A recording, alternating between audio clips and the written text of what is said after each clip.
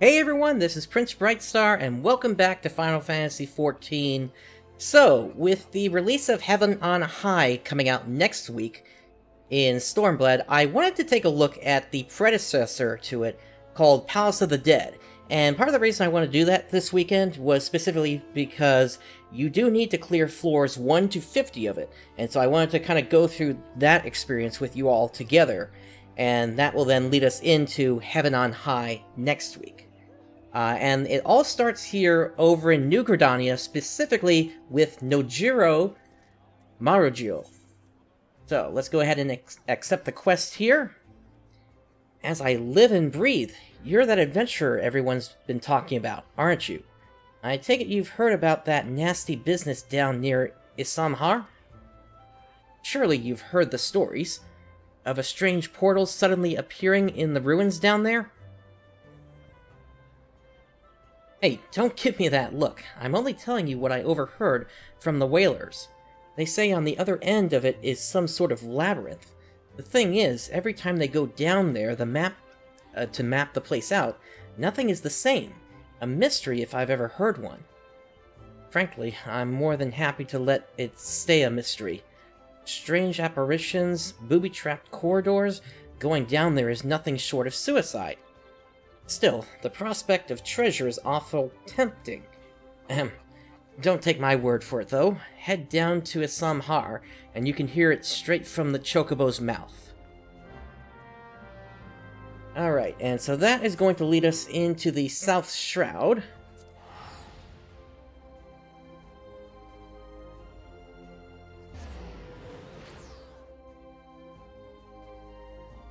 Now, just for reference here, the Palace of the Dead, as well as Heaven on High, are part of a series called Deep Dungeon. And the basic concept behind them is essentially you go through a series of floors in a dungeon, and the dungeon is essentially randomized in terms of what monsters you fight and what the floors look like. And it's a concept that's been around in RPGs for a long time. This is essentially Final Fantasy XIV's take on it. Looks like we are just about where the quest picks up here. I'm sorry, but I must insist that you... Oh, an adventurer, and a rather seasoned-looking one besides. On the off chance you're not simply here to gawp, perhaps you can lend us a hand? You see, despite the fervent protestations of those Duskwights over there, we cannot permit civilians within the ruins at this time. Capable men and women like you, on the other hand, are more than welcome. That is, if you've got the stones for it. Pray seek out the others stationed at Quarry Mill. They can apprise you of the details. All right. So we're gonna make our way over to Quarry Mill now. A very short distance away to the east.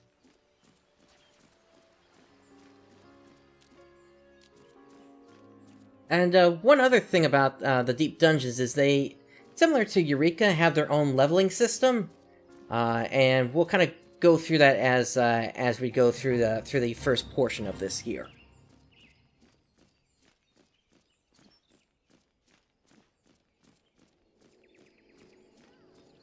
Alright, here we go. The Wood Whaler Expeditionary Captain.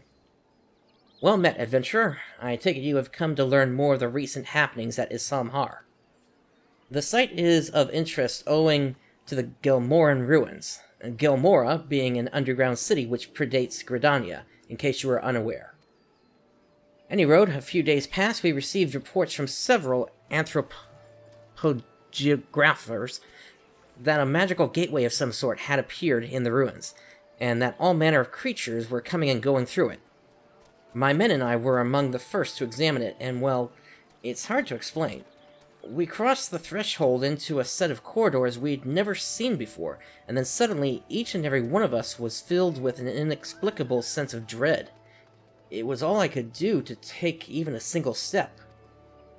According to Aona Kotor, who accompanied us, the ruins are warded with powerful magics that sap the spirits, and aether, of all who enter, rendering them easy prey for the creatures within. Thankfully, he managed to devise a solution: Aetherpool arms and armor, which safeguard and channel the wielder's energies that they might withstand the ruin's magics. Unfortunately, it does little to prevent us from losing our way, though it beggars belief. Every time we dared to venture into the ruins, we have found the path to be changed. We suspect this too may be the work of an unfathomably powerful mage. Needless to say, something strange is afoot, and traditional tactics are not like to suffice. Even experienced adventurers will need to proceed with caution. In any event, if you believe you have what it takes to brave the ruins and discover what secrets lie in its deepest depths, you need but say the word. And so with that, the Palace of the Dead is now unlocked. You may enter solo or in a party of 4 players. Up to 4 players, rather. When speaking with the Woodwhaler Expeditionary Captain, you will be given the option to enter with either a fixed party or a match party via the matching system. Players will start at level 1 regardless of their current class or job level.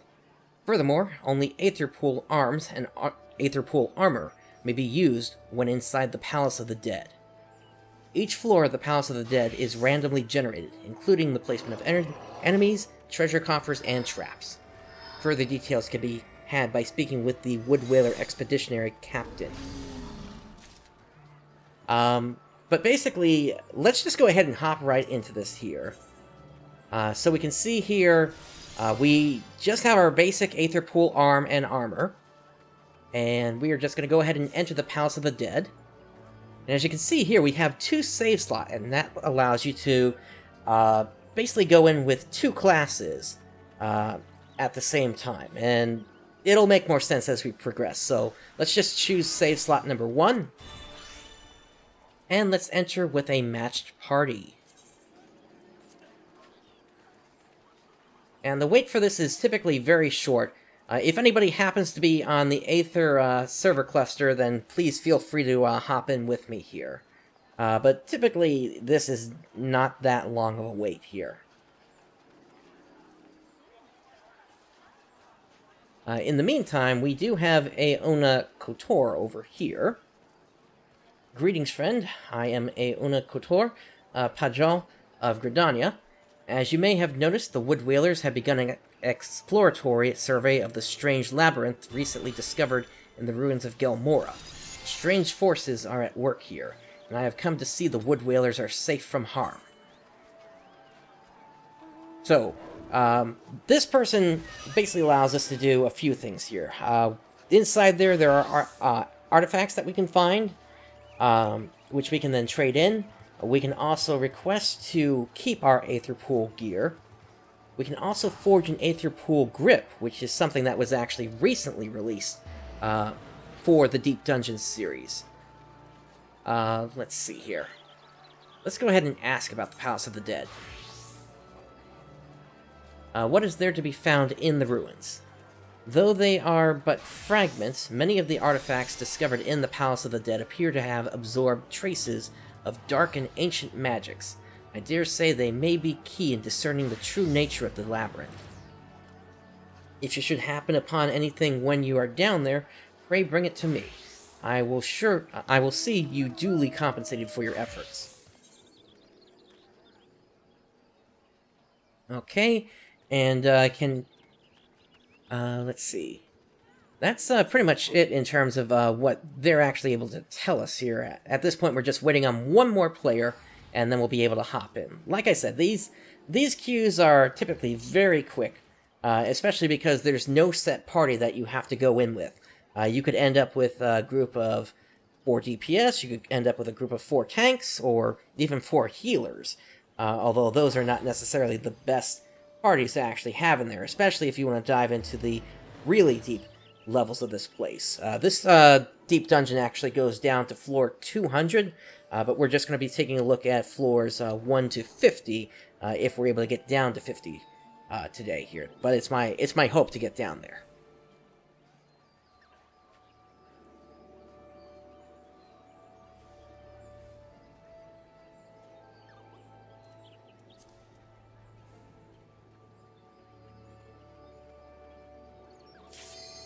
Alright, here we go.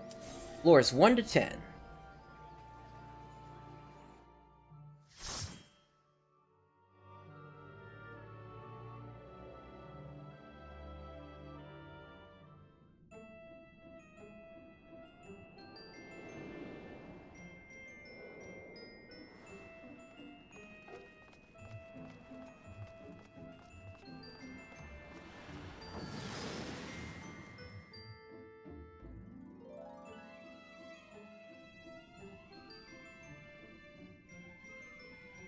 Alright, so as you can see, this menu has opened up here, basically displaying our character information here, including what items we have accessible to us that are specific to the dungeon, as well as our Aether Pool, weapon and armor. And throughout this place, we're going to find items called Pomanders, and those are basically going to fit in this slot here. We just picked up a Pomander of Witching, which allows us to basically turn any enemy into a frog imp or chicken. As you can see, a lot of stuff is all happening at the same time. When we got into here, we started at level 2, or rather level 1, and we're now level 2. And the experience to go up each level is actually very, very small.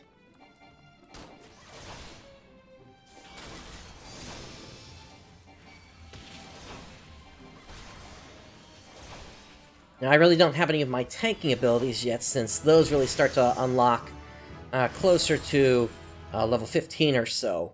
Now, I just stepped on an impeding trap, which basically prevents you from using skills and such. But we do have a healer, actually 2 healers here, so that's not that big of a deal. The other thing that's happened so far is there was a piece of Aether, or rather, the better way to describe it is there was a silver chest found, and inside that silver chest is an upgrade for either your Aether Pool Arm or your Aether Pool Armor. And there's another one in the next room, it looks like.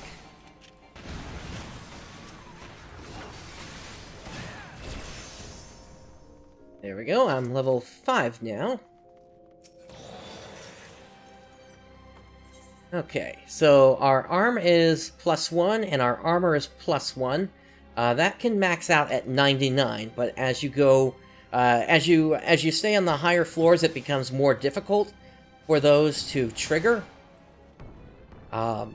It's not a guarantee that you're going to get an upgrade each time you open a silver chest. And there are even certain restrictions in terms of what floor you can go onto with a certain Aether Pool armor and armor. So, for instance, when we get down to floor 40, I know for a fact that we need to be +12 in both at that time. And that's potentially the one thing that could hold things up today, if it takes a while for us to actually find that.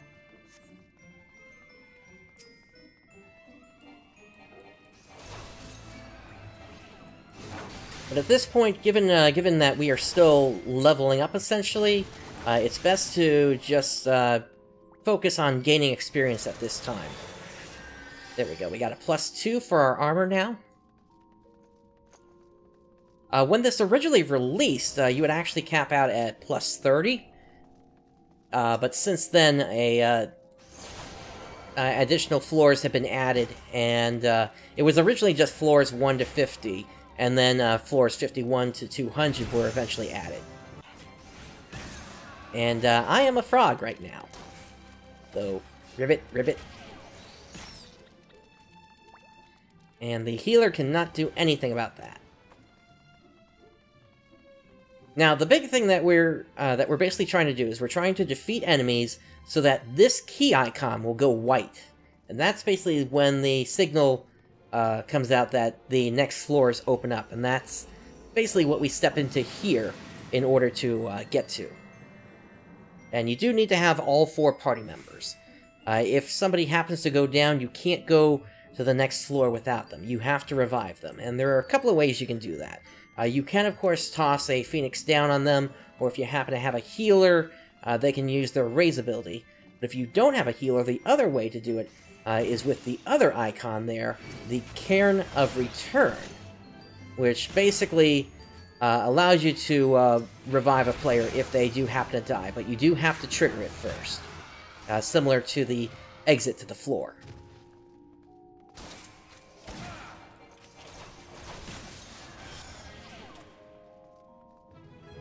Okay, so we are level 8 now, it looks like. So yeah, these early levels go by real fast. Once again, because the experience that we need is so small in order to actually level up. By the time you hit floors 30 to 40, I think you should actually be hitting around your 50s or even into the 60s potentially.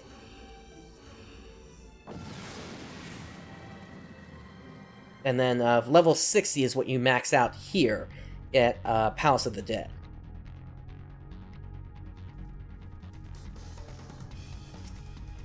And as you can hear, throughout the dungeon, you also have changing music as well here.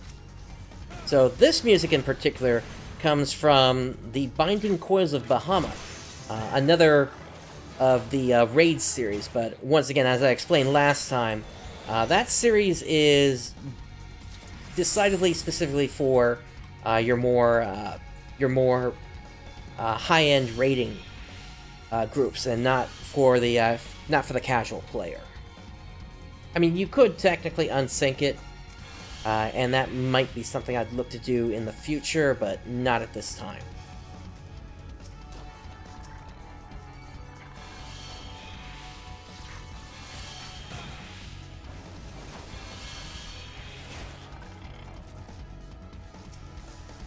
Alright, I do have Flash now, so I do at least have the ability to do some tanking at this point. And that's another thing here. All your abilities get locked when you first hop into the Palace of the Dead.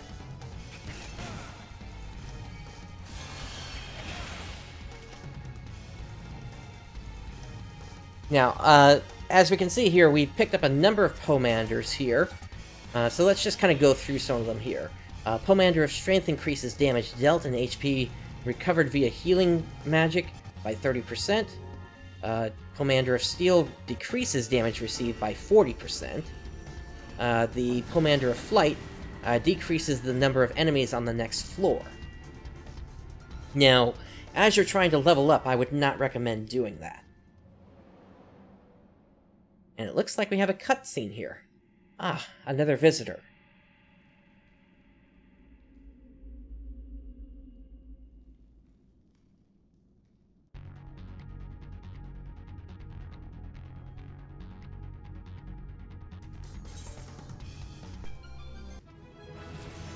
Okay, and so as you can also see here, there can be special effects on the floor. So in the case of this floor, we've gained haste, which the weapon skill cast time and recast time, spell cast time and recast time, and auto attack delay have been reduced. So this is a floor where our characters are being buffed, essentially.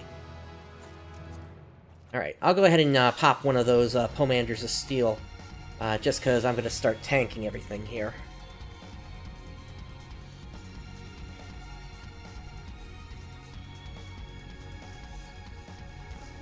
We also have this Pomander of Fortune, which increases the chance enemies on the current floor will drop items.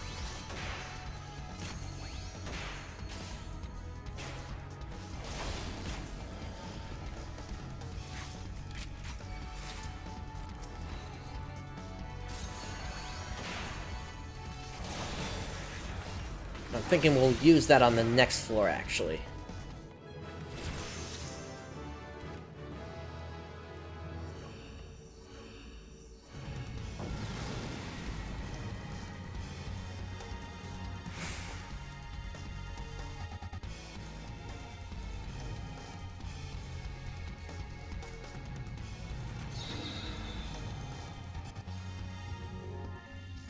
There we go.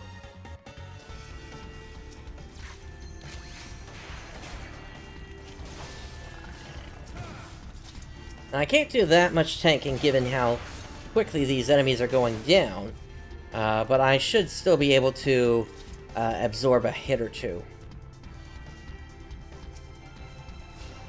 Still waiting for Shield Lob to become available, though. Hopefully it won't be too much longer.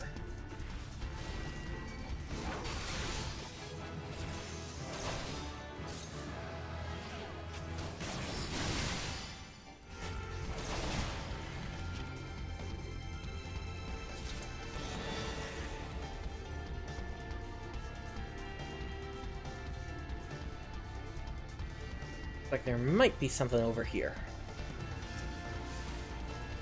Just some palace beetles. And a palace hipposurf.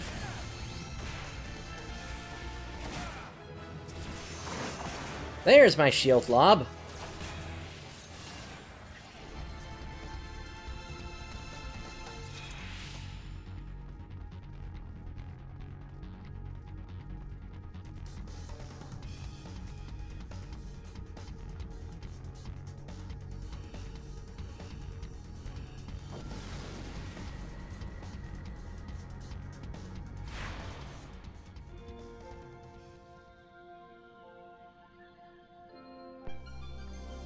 Okay, and so now we've been blinded, which means there is the chance that we may miss our targets. Now, do we have anything to fix this? Doesn't seem like it, but we can at least use that Pomander, which will give more treasure chests on the next floor.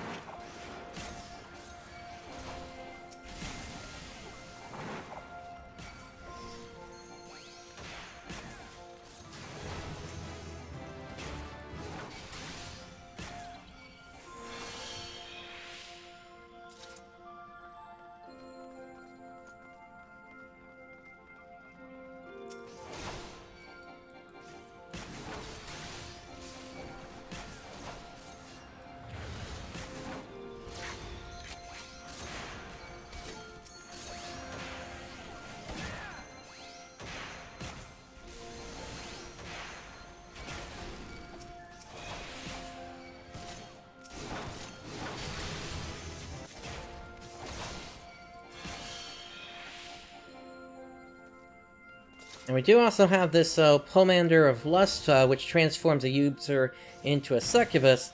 That will come into play when we reach the end boss.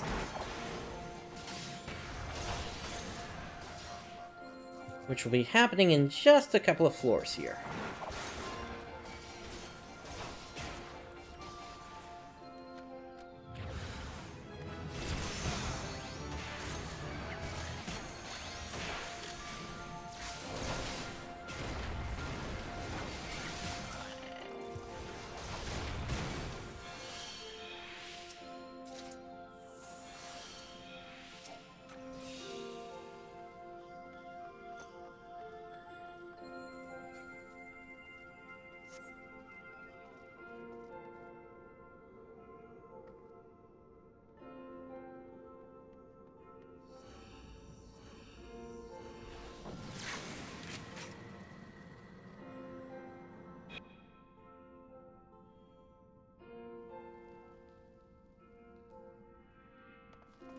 Alright, floor 8. Alright, our armor is now +5. And one other thing in these dungeons is, as you continue to progress, there is the potential that, well, for one, a silver chest could actually be a fake chest and explode on you there. But as you get to the higher levels of the Aether Pool armor and arms, that will actually cap out at a certain point. It increases for every 10 levels you go down in the Palace of the Dead, but it will eventually cap. So it's going to be a pretty low number for floors 1 to 10 here, and that does continue to increase as you continue to go down. Eventually, you just hit the regular cap of 99, though.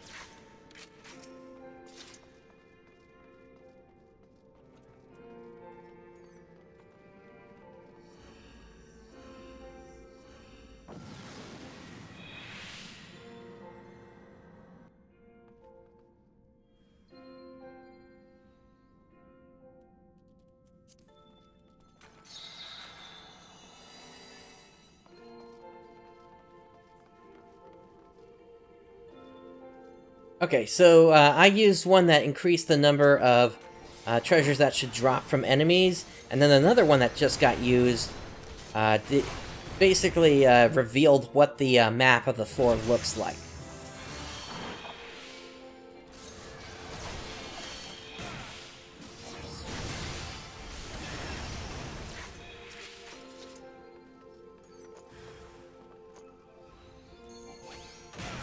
And when I say it revealed the floor, it also revealed where the different traps on the floor are.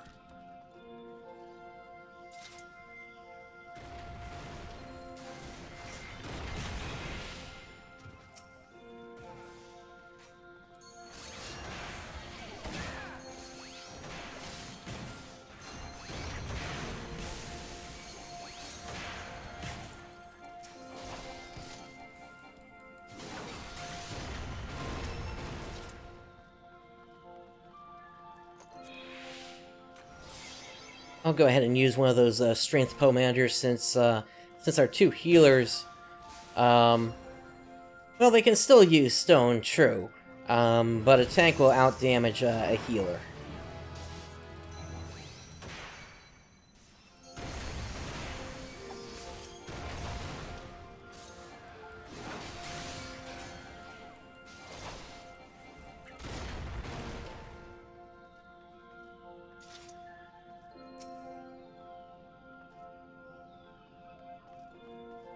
Let's see, my steal should last until we're done with the last boss.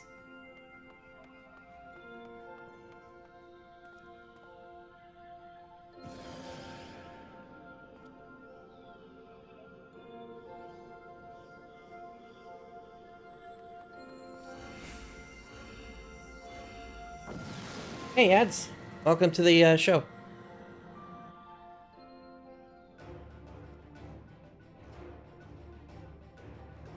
Alright, so we've got a Palace Death Gaze here. A very simple fight, ultimately, here. Most of the fights inside of here are going to be basic tank and spanks, at least until you get to the really deep levels inside of here. Especially, as you can see, with its health there, it's just going down really, really fast.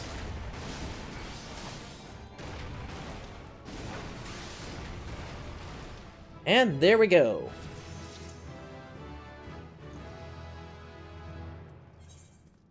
Give out our commendation to one of the healers. And let's get out of here.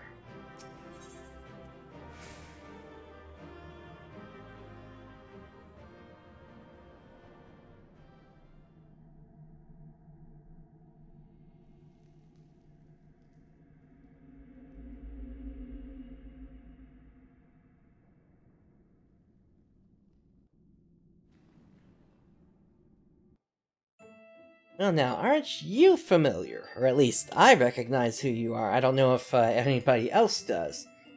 We'll get to her shortly.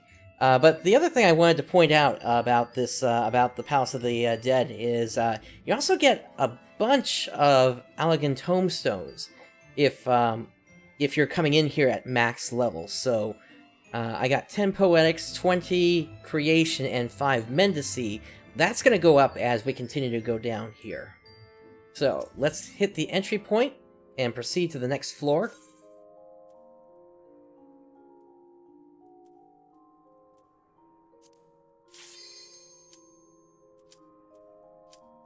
Now, I'm thinking what that just did is, since the party had separated, it actually sent me in...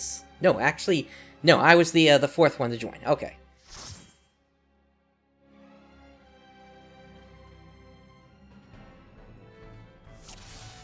Okay, so we do actually have a full group here.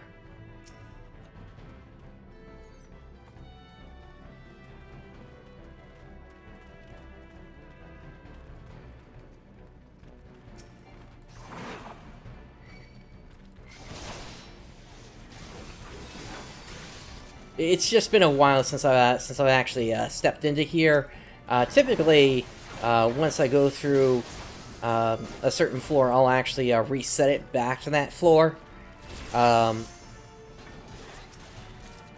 Although, actually, I really won't be needing to do that much longer at this point here, because most of my classes are maxed at this point here. All I really have left, which I'm going to be finishing leveling through Heaven on High next week, is my Bard and my Machinist classes. And at that point, it's basically just a... anytime I go in there, it's just going to either be to take on the what are going to be called the challenge floors for Heaven on High, and inside there get the like the tombstones of Mendici and such.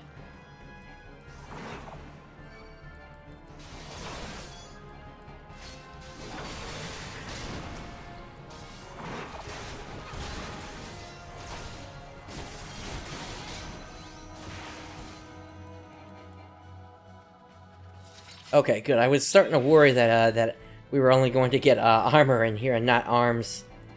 Just because to meet the minimum floor requirements, you need to have both armor and arms at a certain plus value.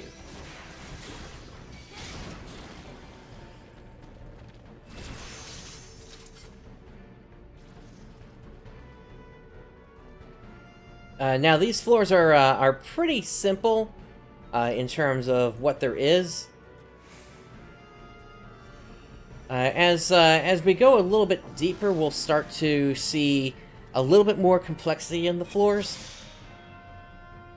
But the Palace of the Dead and Deep Dungeon in general are designed to be run fairly quickly.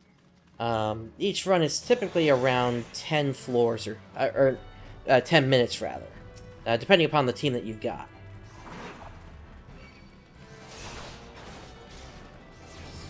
Sometimes it takes a little longer with a newer team, but in general, it's not going to take forever. And really, it's one of the best ways if you're basically at level, basically from 17 on your main or 1 on any other class you want to level up. It'll let you level that up fairly quickly. Although if it's your main, I would actually recommend just leveling up through the story, because you get enough experience out of that anyway. So as we can see here, we actually had a room full of enemies here. If they were stronger than this, I would have used the Pomander of Witching.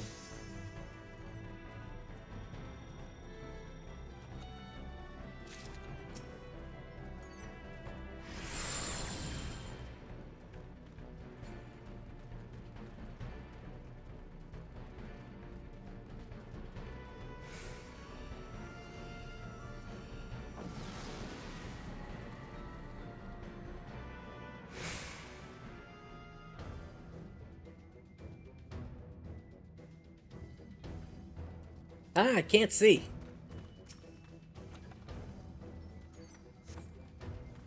Yeah, sometimes you spawn into an environment like that and you just have to move your camera a little bit.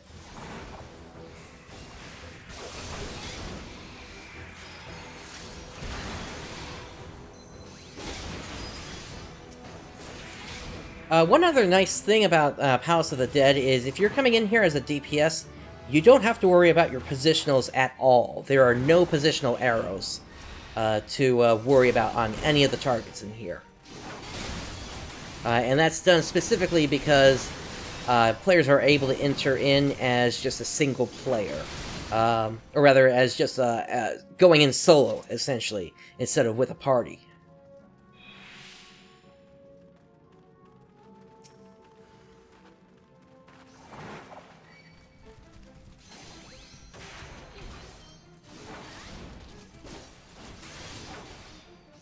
Now, at this level, I really wouldn't recommend trying to rush through enemies, or rather, rush through floors, like I said before, because you're not max level yet. You want to continue leveling up.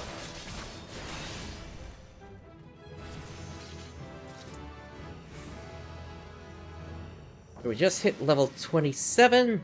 So we're about halfway to max level for Palace of the Dead.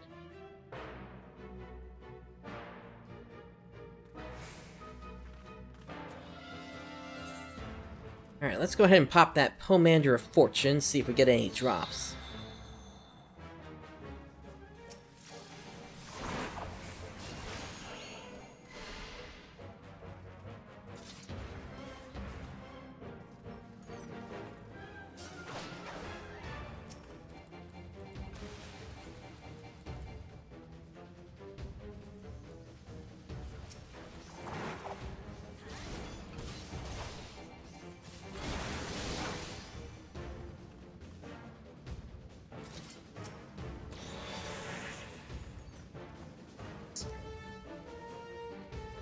Alright, so armor plus 6. We're about halfway there on the armor in order to open up floors 41 to 50. I think we need one more to get into floors 21 to 30. At least for the arm here.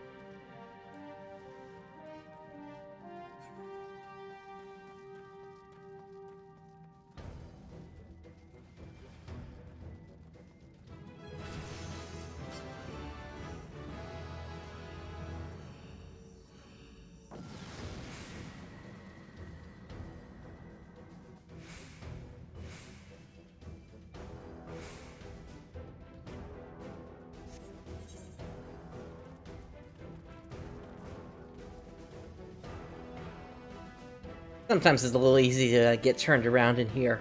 Looks like we got another silver chest in here somewhere. There we go, Aether Pool Arm plus 5 now.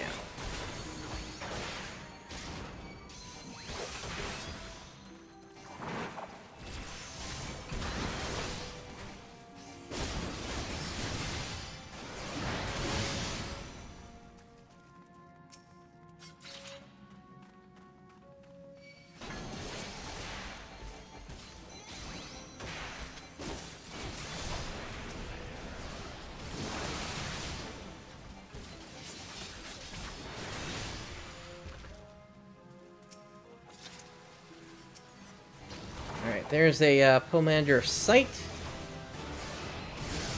And just as that trap triggered there, we managed to also level up, so our health was picked right back up to max. But definitely, if you're like me, you barely use any of your potions throughout your adventure, this is actually a good time to actually start breaking them out inside of here.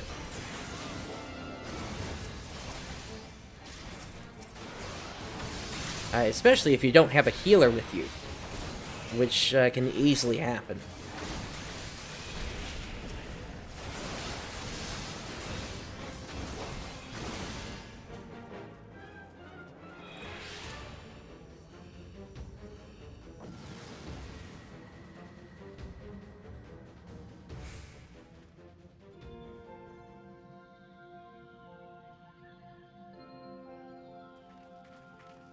Alright.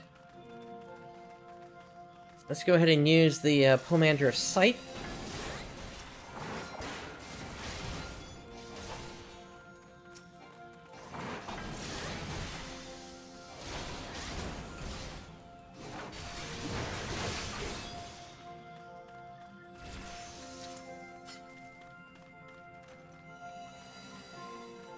Okay. So, what that was is a Pomander that lets you look for something called the Accursed Hoard. And that is basically a secret treasure that you can potentially wander across without even knowing it's there, and be able to just pick it up. But that Pomander essentially helps you to find it. And we just saw that it's not on this floor. but hopefully we will find it further down.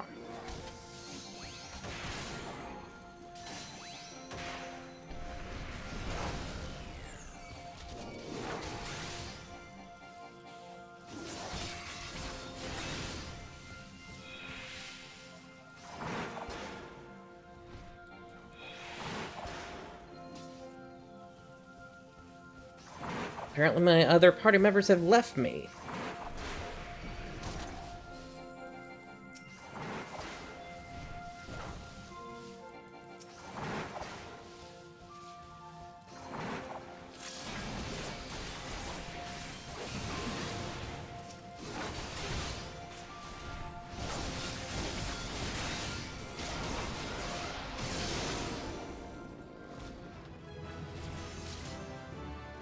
Alright, well, it's not my preference, but they are apparently just forcing it here, so...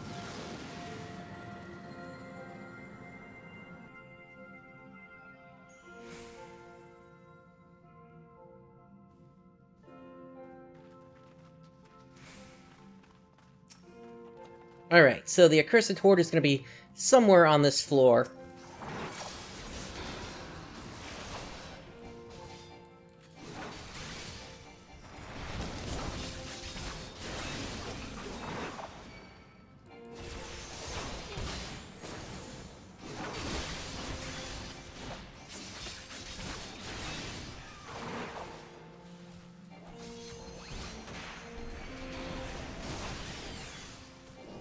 Alright, it looks like it was on the other path that we didn't take.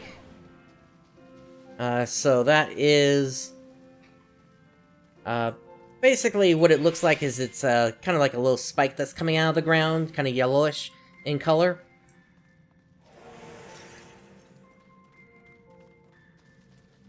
And when we get out of here, we are going to get an item.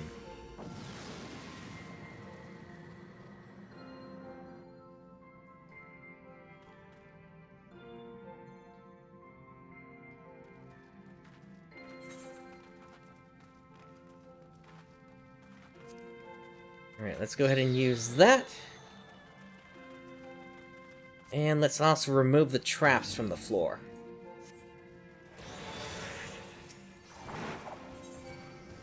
So we're doing well on our armor. I would still prefer to have a few more points into the arm, though.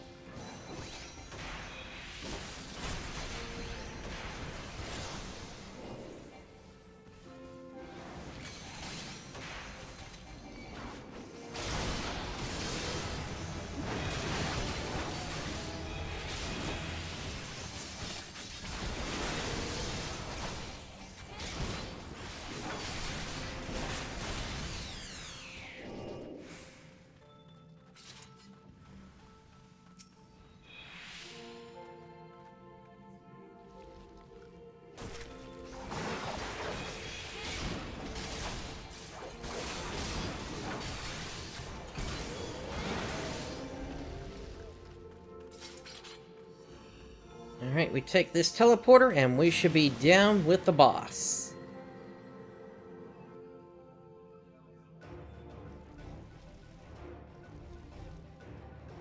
Here we go, the Spurge.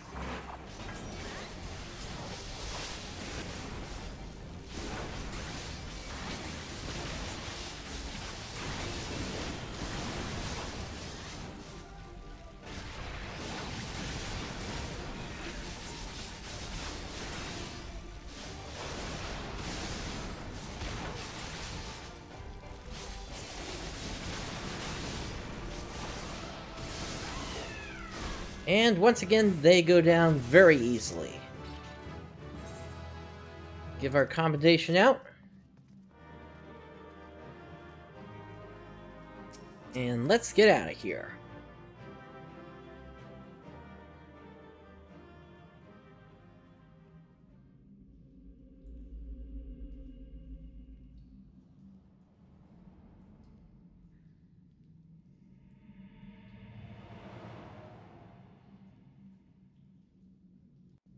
And indeed, you continue to look familiar there. And take a look at what we got as a reward this time. 20 Tomestones of Poetics, 40 of Creation, and 10 of Mendicy. We also got 1500 gil and a bronze-trimmed sack. Let's go ahead and start up the next floor. And once again, that was instant. So we will check out that sack once we're able to kind of take a quick break here from all this, but I want to keep this rolling.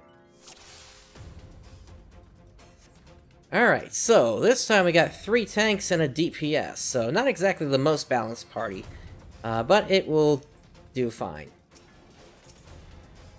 And hey, I got my shield oath now.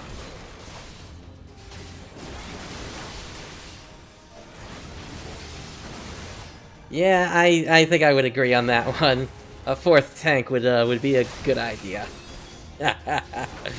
Actually, at higher levels, if that were to happen, I would just play off-healer, essentially. Thanks to Clemency.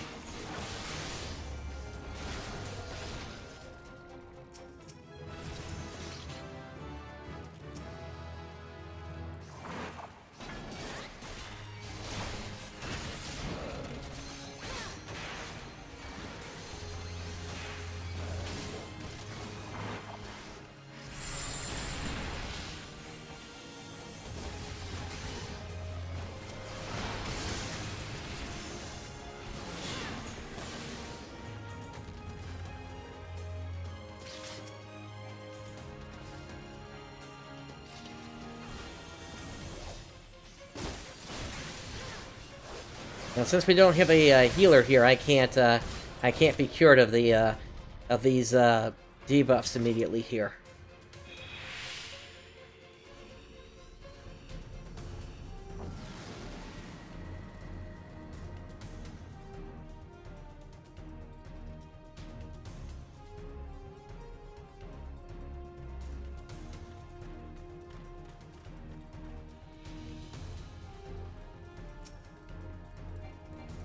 Alright, Palace Drake over here, as well as a Palace Puck. And another... no, a Beast over here.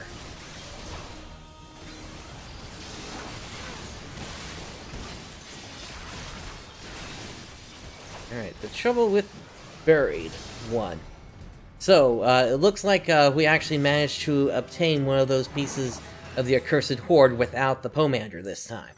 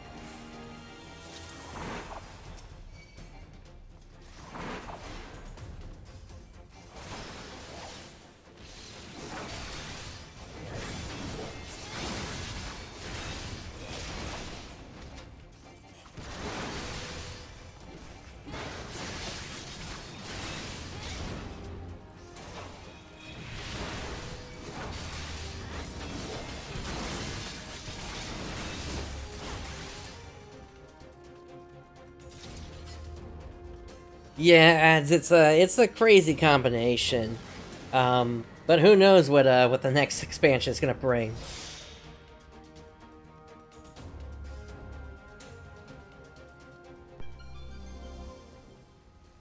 Maybe we'll finally get the blue mage with their ability to take monster hits and dish them back out.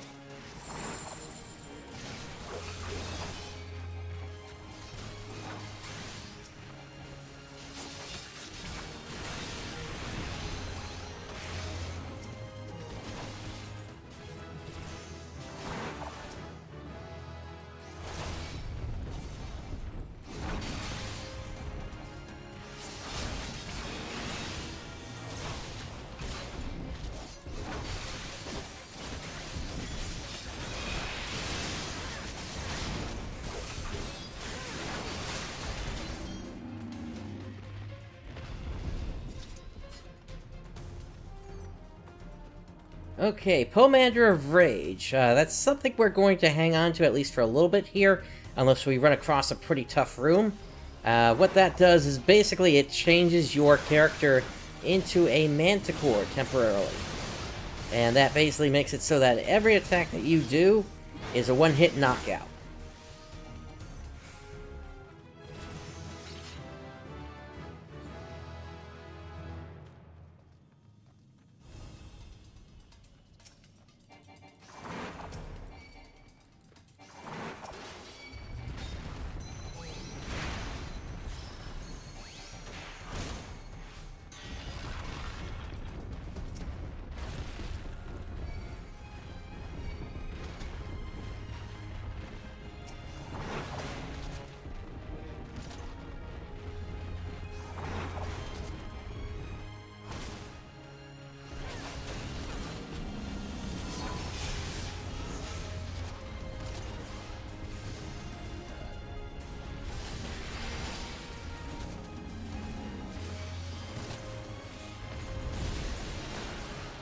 I'm actually taking quite a bit of damage here.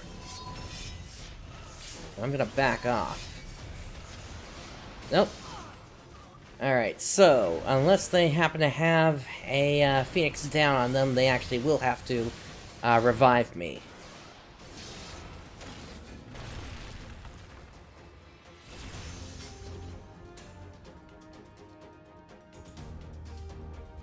It looks like they are running off to the Cairn of Return, although looks like this person may actually be using a Phoenix down. There we go.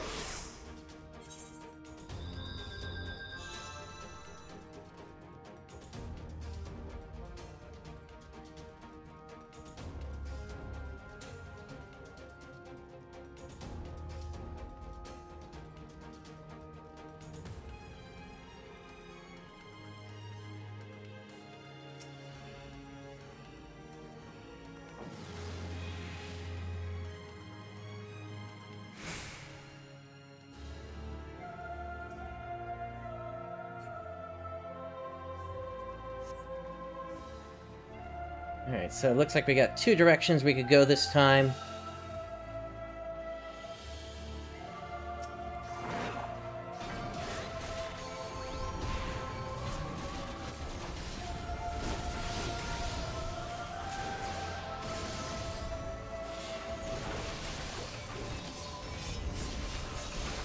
Alright, and so one of them has gone down.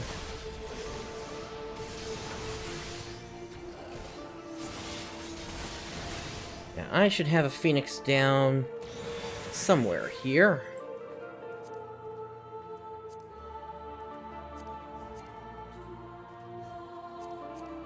Here we go.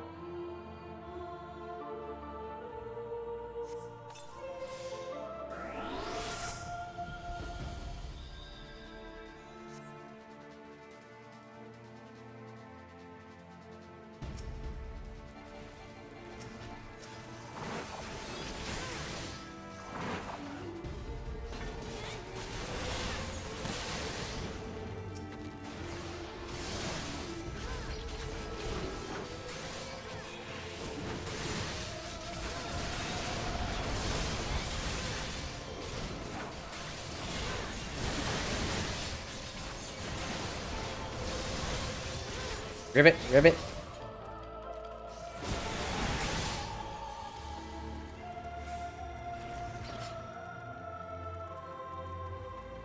Alright, so I think I need 2 more points in my Aether Pool arm. And I definitely do want to get after this, this chest here.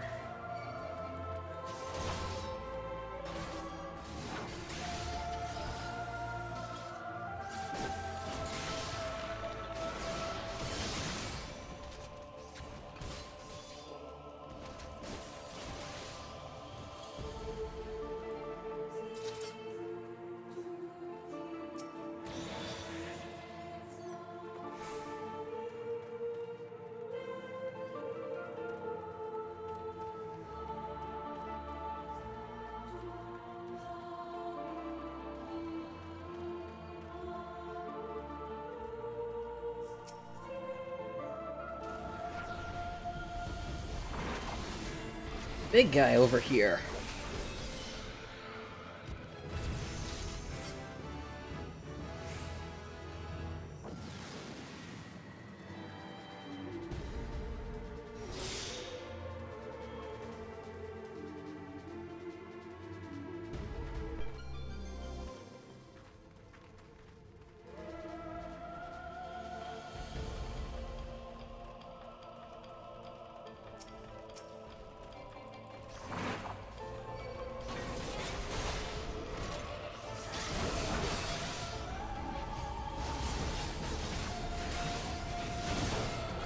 Alright, so that Minotaur is very similar to other Minotaurs we've seen before, so swings are going to be AoE attacks, and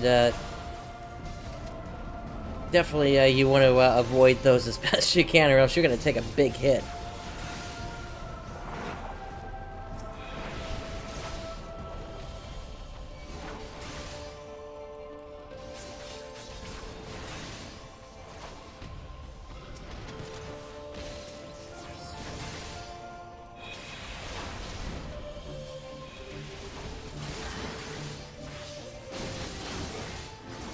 I think we're starting to get to the point where I need to kind of start stunning these guys all the time, just to kind of lock them down.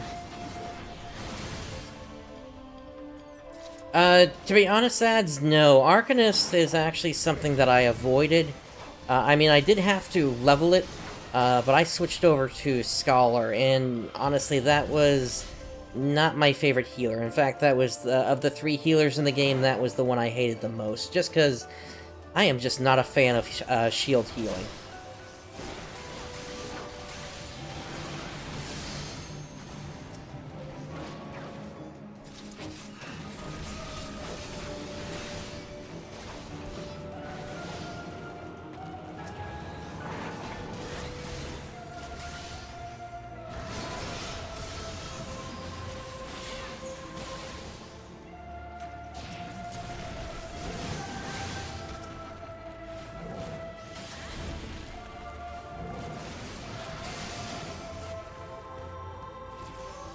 That seemed like the best time to actually pop the, pop that Pomander, so let's rush through the rest of the floor and see what else we got here. Right, not much in here.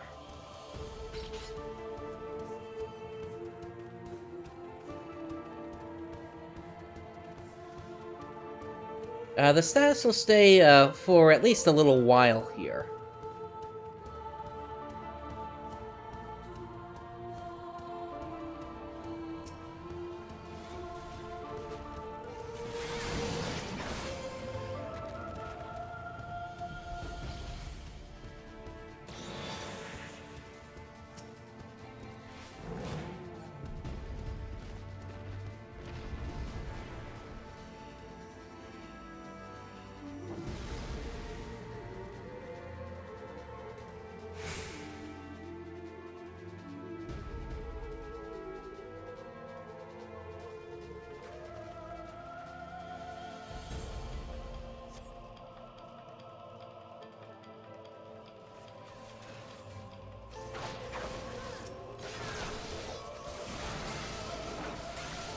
So in terms of where we are with our Aether Pool, we just need one more point in armor in order to finish, in order to get to floors 41 to 50, and then we need another 5 in the Aether Pool arm. And unfortunately, the bird character that we just fought against, they like to put you to sleep, so that's what's going on there.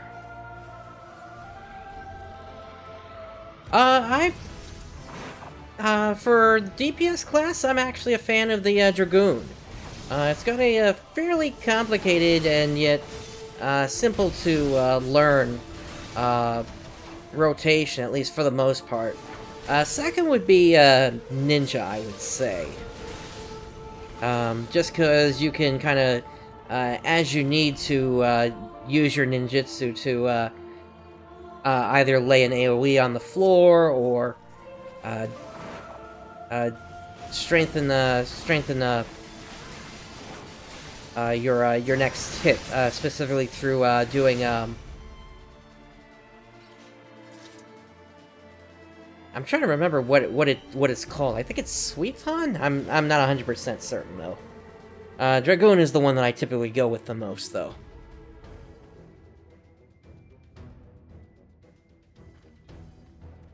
Although I do also kind of like Bard for its mobility, but I'm not a max character on that yet. That's something I'm going to work on inside of Heaven on High when that launches next week.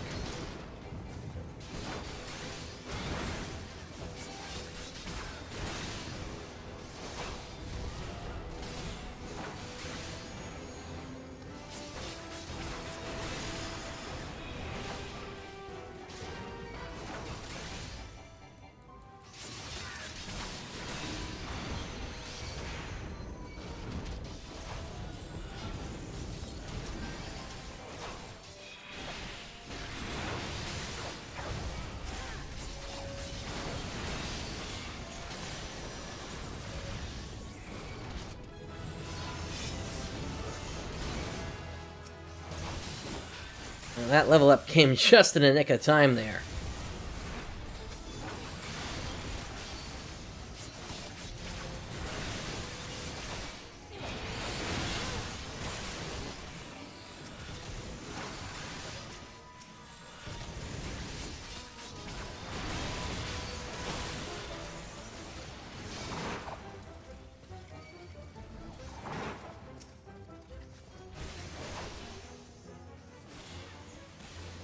Alright, I'm gonna kind of let those two take this guy, just because I am a little bit low on health here.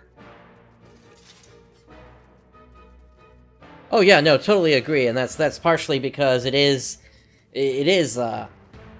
armor. It's not like cloth or leather. So let's see. I do not have a Phoenix down at this point, so we're gonna have to find the Cairn of Return in order to get this guy back up. Otherwise, we cannot proceed to the next floor.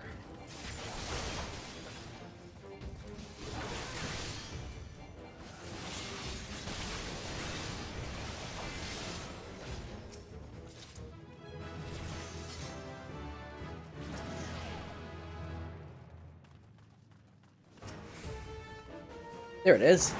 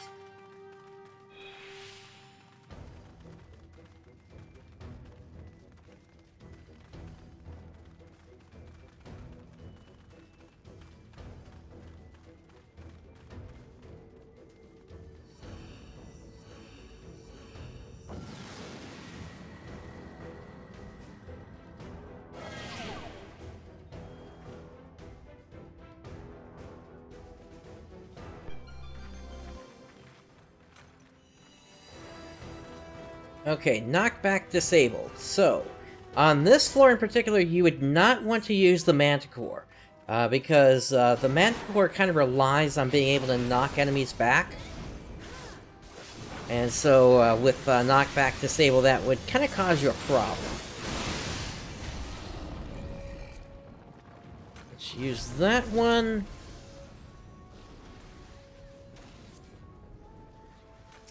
And let's also use the one that lets us find the accursed core.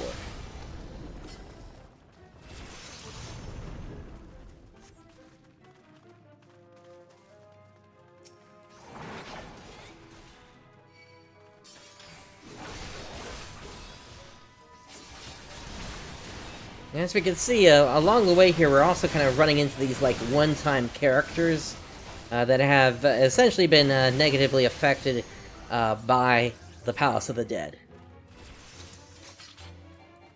Oh, hey, we finally got our AoE attack here, so we'll be able to take advantage of that now.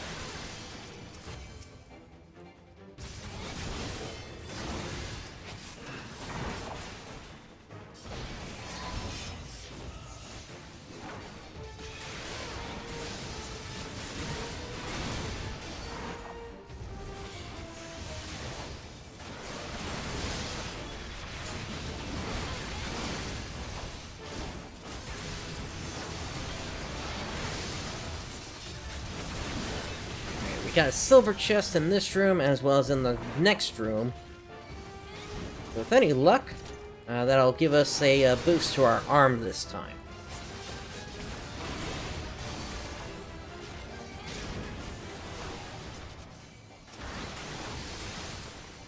And just as a...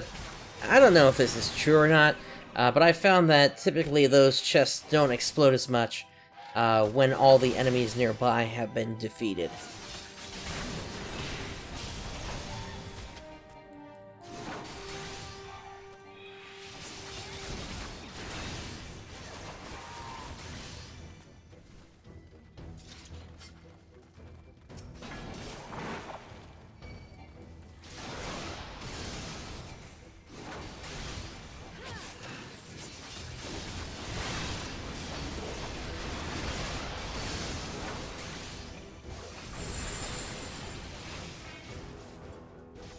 Oh dear, the Dragoon just stepped on the trap there.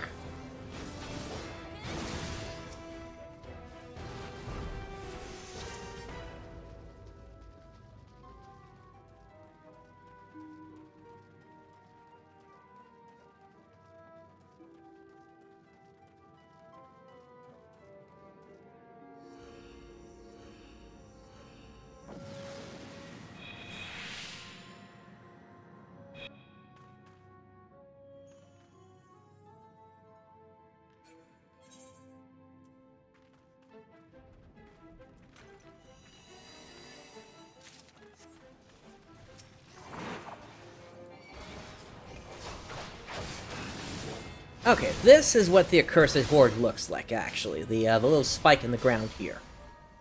So just kind of stick by it, and you'll be able to grab it in a moment.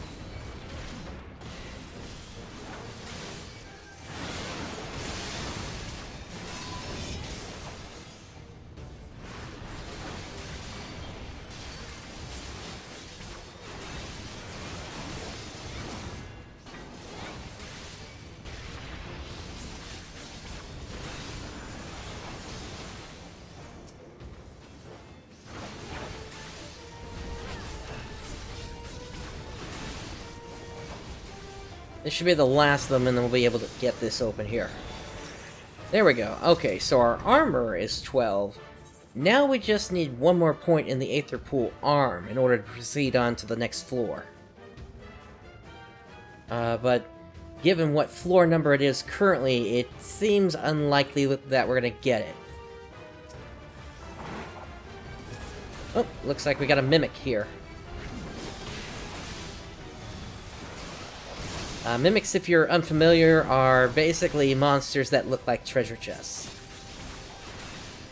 And they have a history throughout most RPGs of kind of causing a one-hit KO on characters.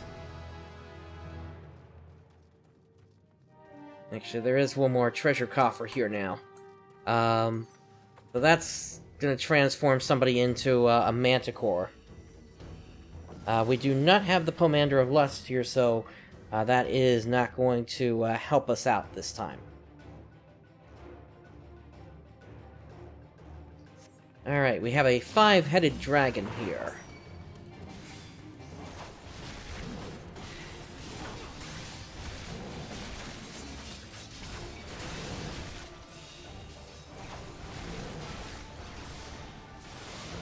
Alright, and I need to start moving, because he is lighting the ground on fire there.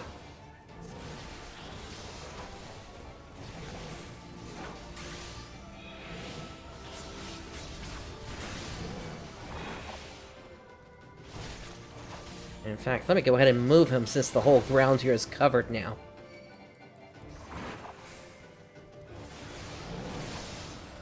Alright, he's doing a Fear Itself attack.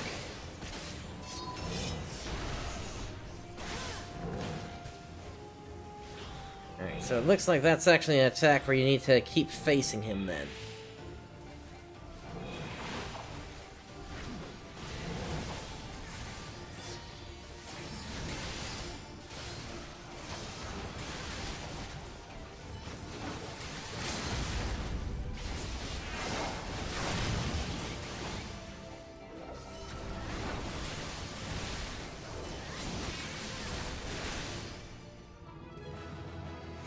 Alright, there we go. The boss is down.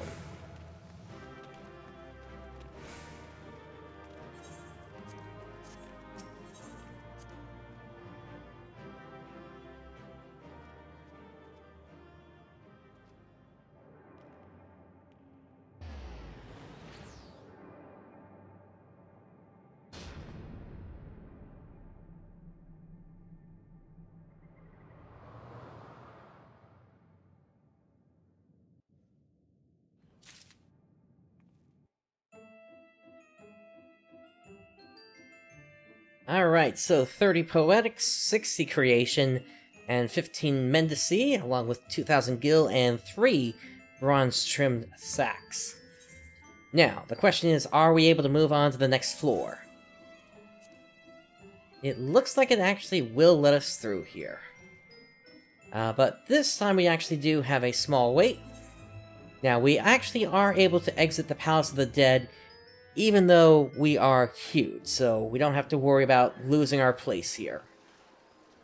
While we're waiting, let's go ahead and speak to Iona Kotor, and let us exchange artifacts.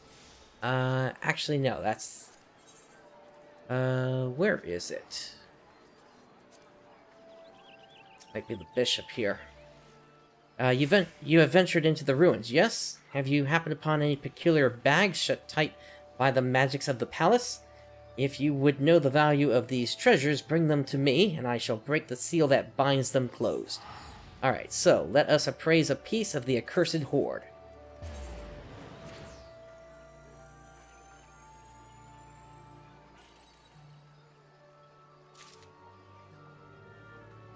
Alright, so that is a Storm Tracer. Storm Tracer is a, basically a firework in this game.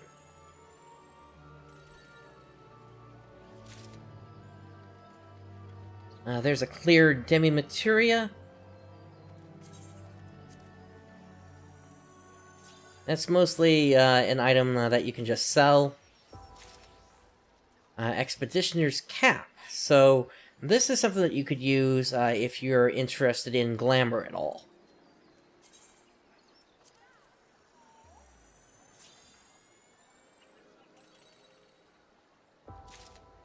And then we have page 63, which is actually a minion, a detailed recapitulation of the preceding 62 pages is not necessary to fully enjoy the content of the 63rd. Alright, so let's go ahead and use that here.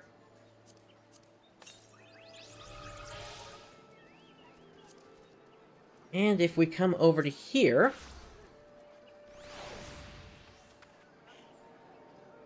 there is our little page 63 minion here. Ah, poor little guy fell over.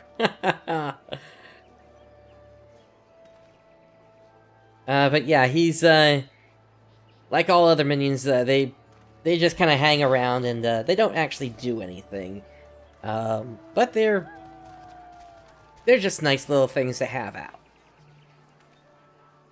So let's see. Looks like we need, 2 more players still here.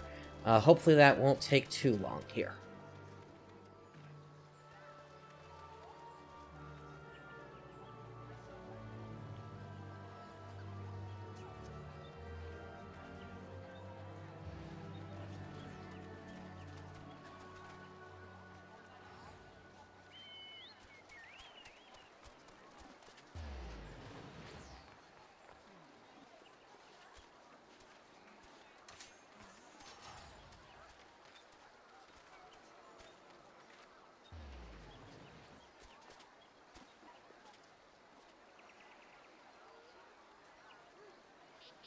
Once again, if anybody is on floors 31 to 40, please feel free to go ahead and hop in on the Aether server cluster, just so we can get this going here. Now, one other thing that you can do is, while you're waiting here, you technically are able to kind of explore the rest of the zone here as you wait. If you leave the zone, you are going to lose your place, however.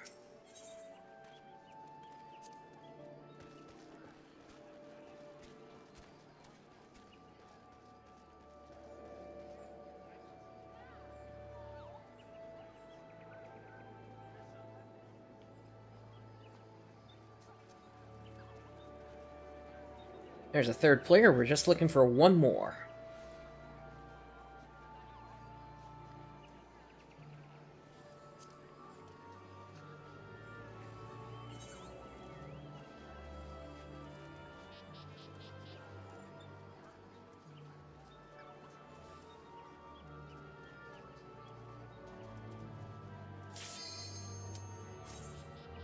There we go, let's go ahead and hop on in.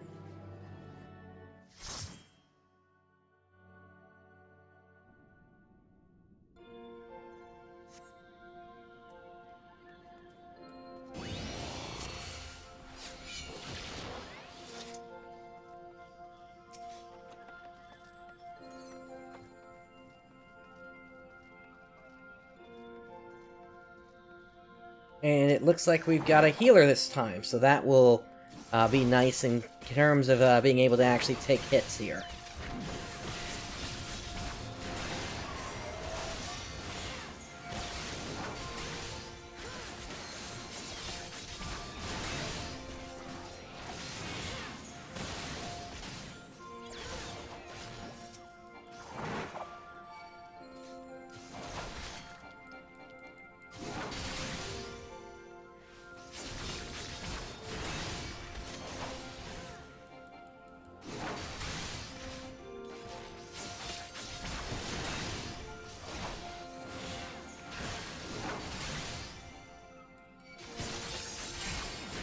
Looks like somebody might not be paying attention over there.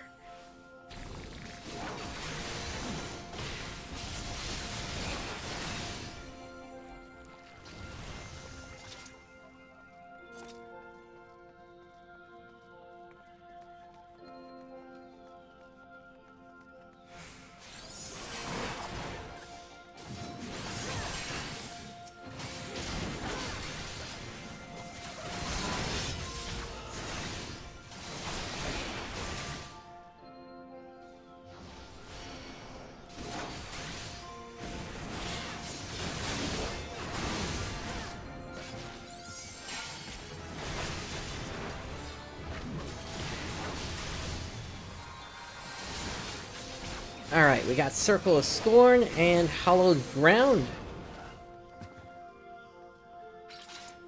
So now we're going to be working on our Heavensward abilities now.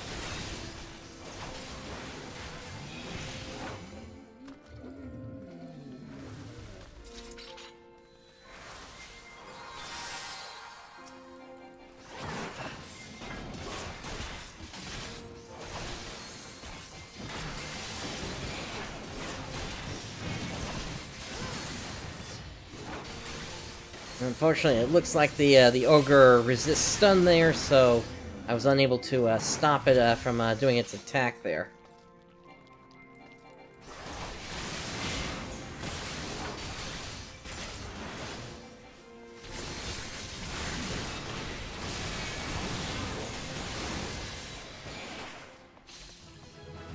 Let's see if we can get around these guys.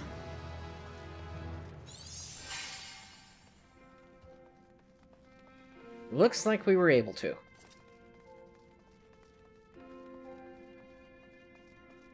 An empty room.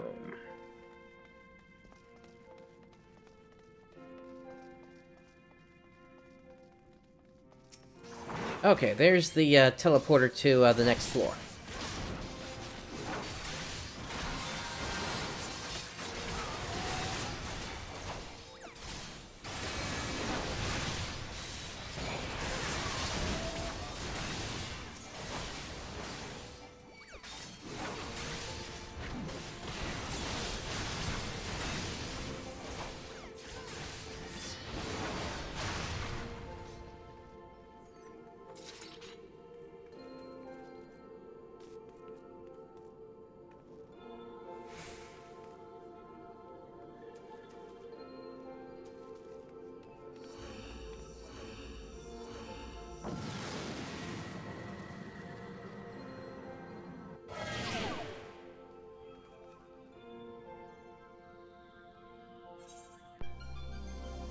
Alright, so damage dealt decreased.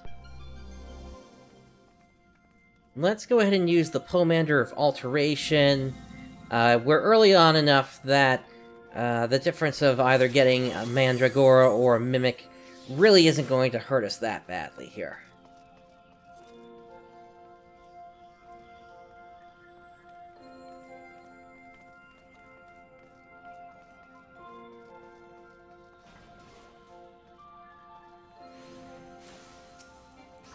Like people are having trouble making up their mind as to where they want to go.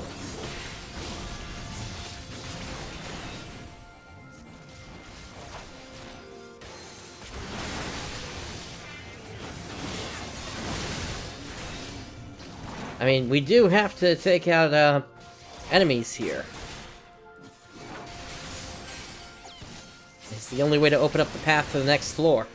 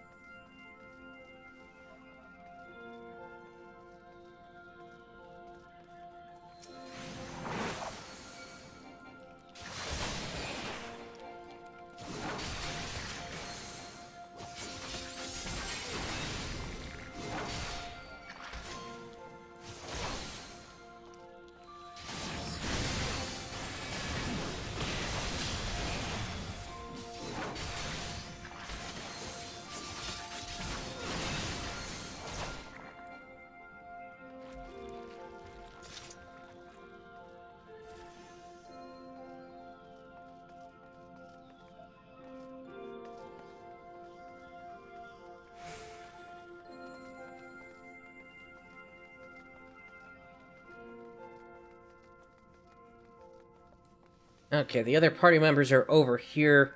Let's see if there's anything else we can take out that will actually open up the path here. There was an ogre that just went down, and now we just got the succubus here.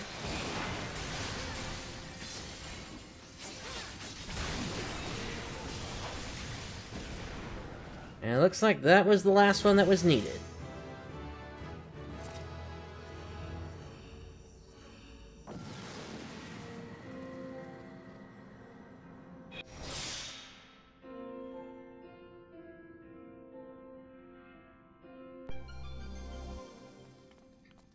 Okay, for this floor, HP and MP max increased. And it looks like we got the mimics on our dice roll here.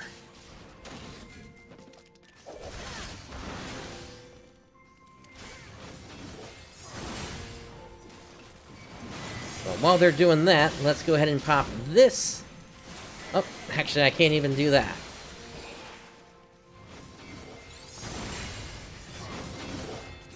Now I can do it. That should increase the number of treasure coffers on the next floor.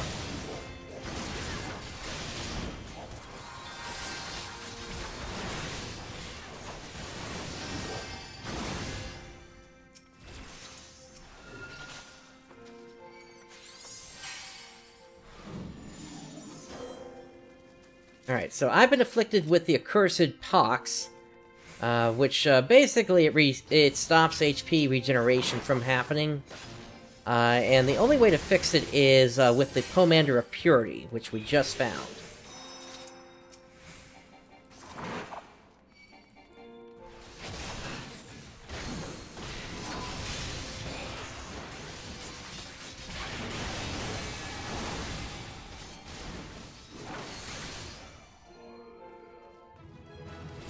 Okay, we haven't taken out enough targets yet, so we're gonna have to keep working.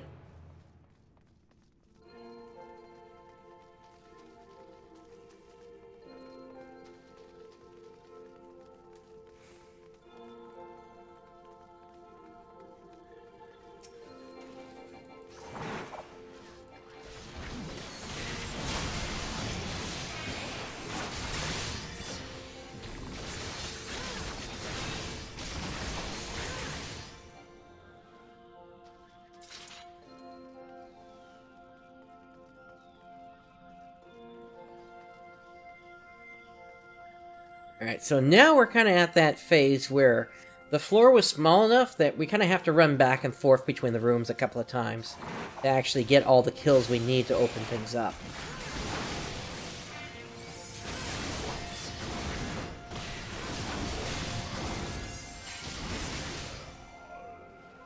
There we go. Let's go ahead and use that one so we can see where the accursed horde is. Oh, actually that is on the floor here. Right over here.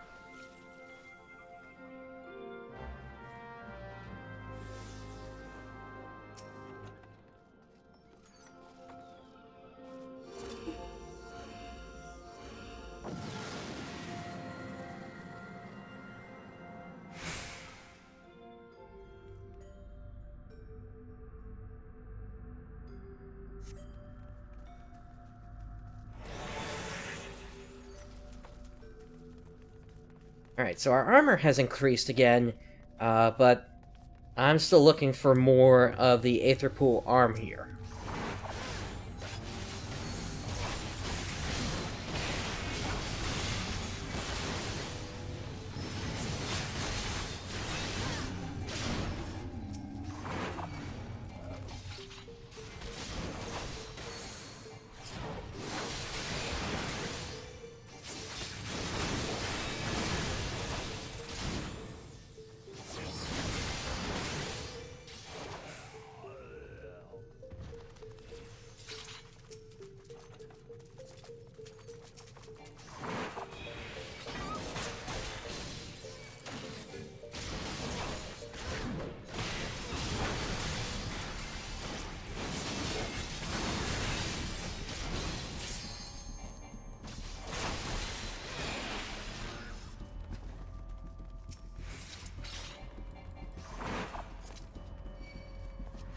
Okay, so this room here, this would actually be a perfect place to use a Pomander of Witching here. So, we'll go ahead and use that.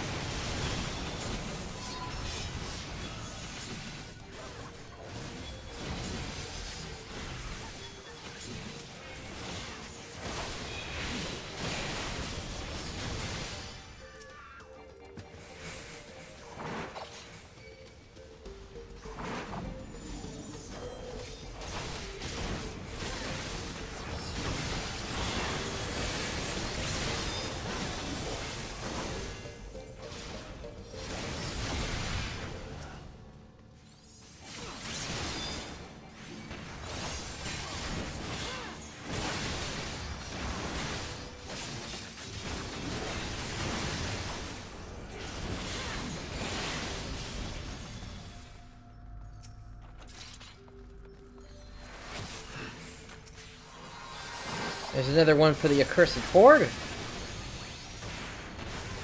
And it is somewhere on this floor.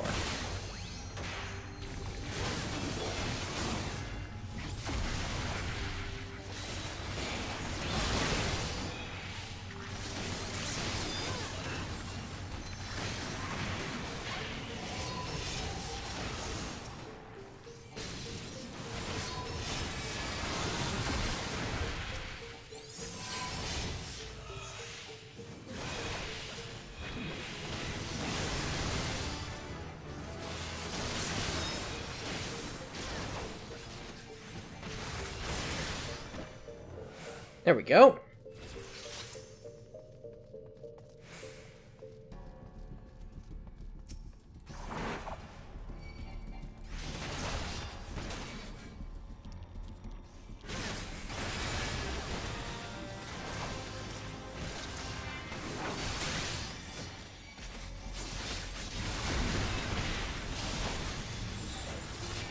And once again, keep in mind, these floors are randomized.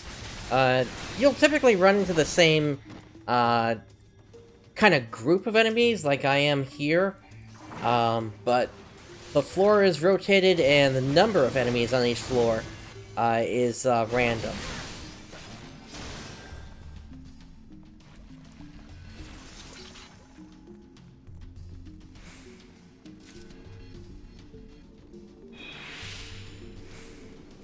So if you come in here, these are not going to be the same floors that you see.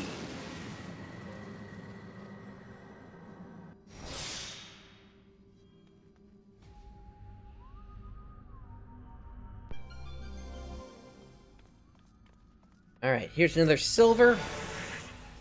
And once again, another armor upgrade. I'm looking for the arm or weapon upgrade.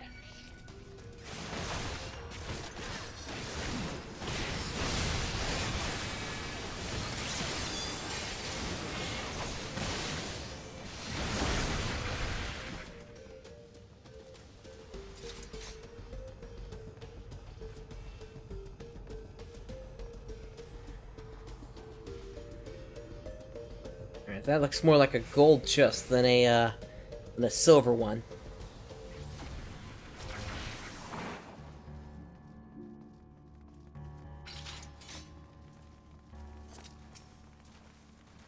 Alright, so... got another busy room here.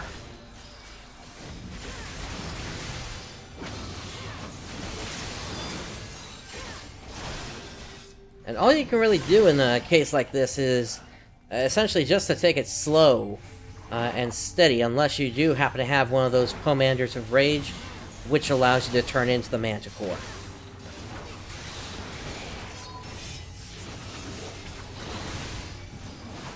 And it looks like we got some patrols coming through as well here, so this could get messy.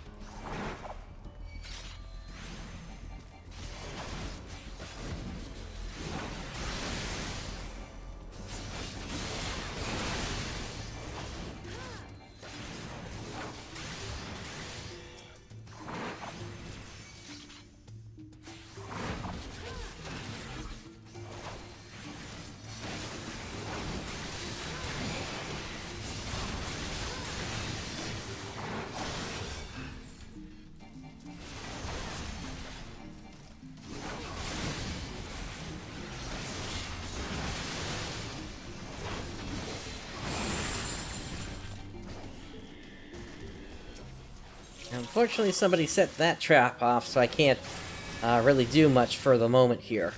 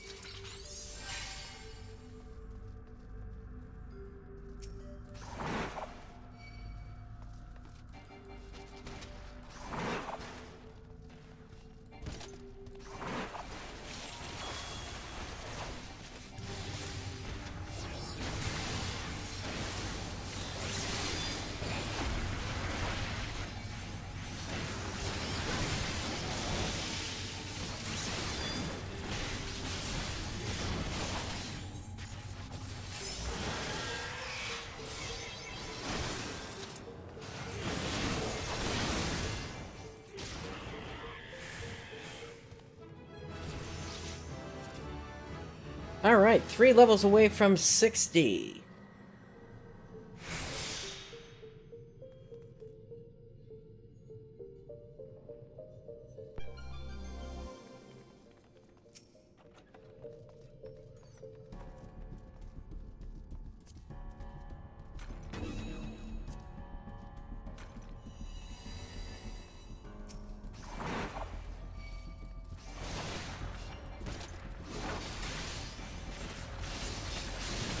Alright, once again, the accursed horde should be on this floor.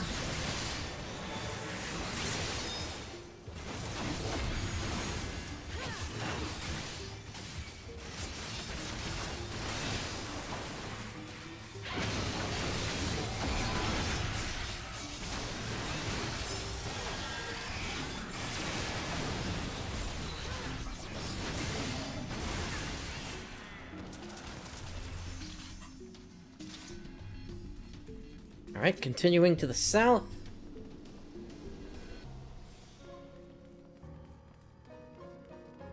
There's the horde.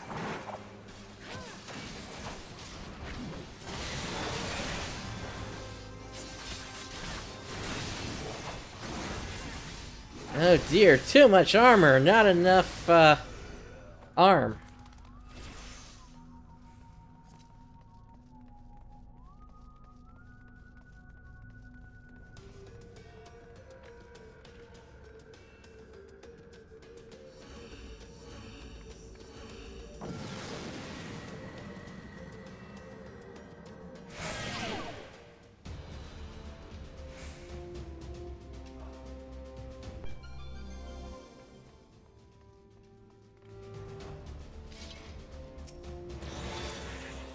There we go, finally, another point into the arm. So now our arm is 8, while our armor is 16.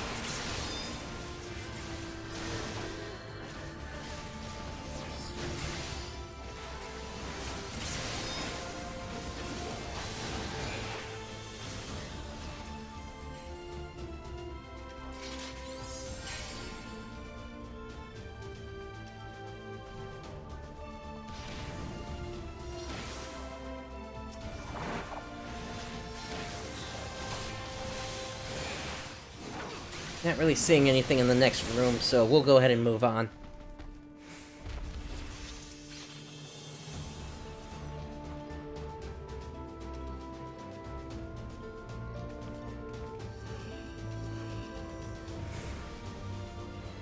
Oh, another monster spawned.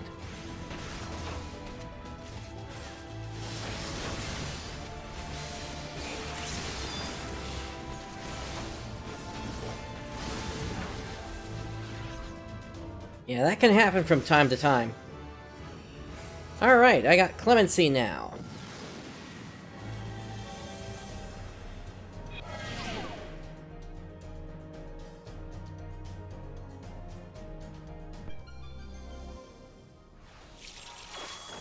Oh dear, our pomanders are unavailable.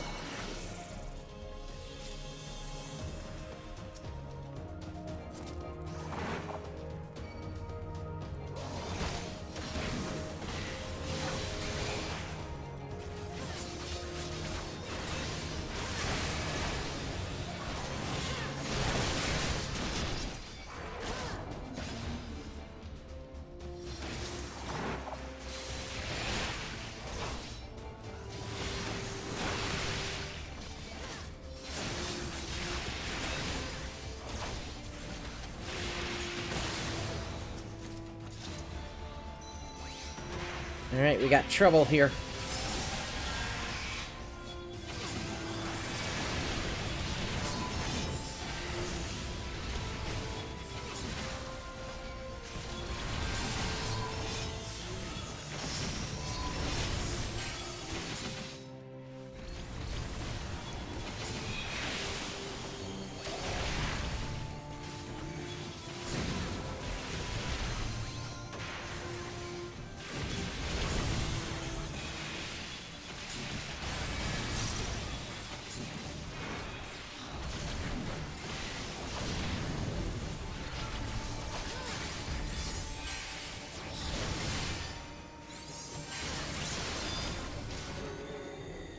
Alright, that finishes them off.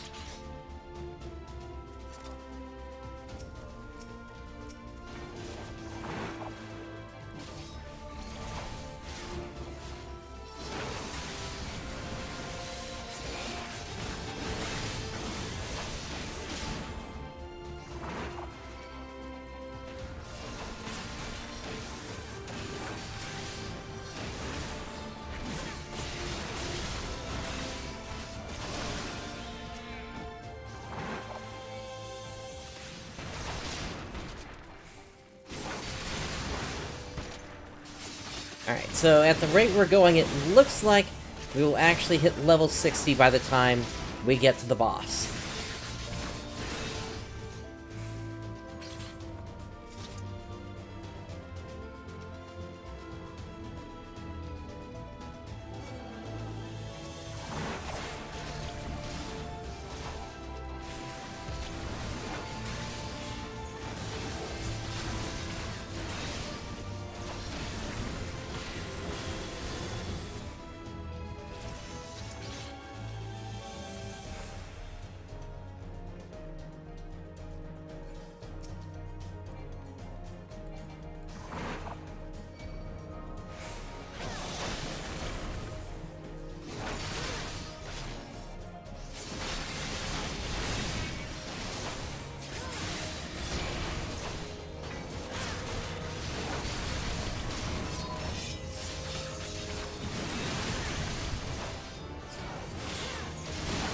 There's level 59.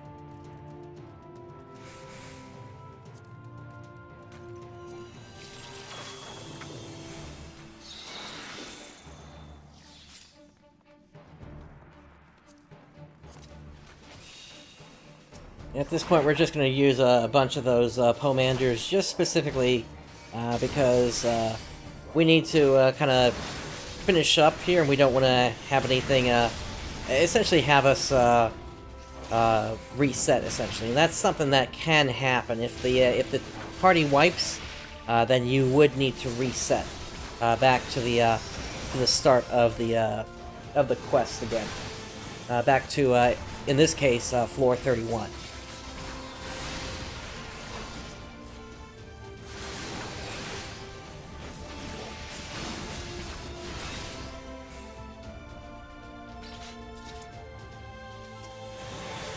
Okay, Aether Pool Arm is +9.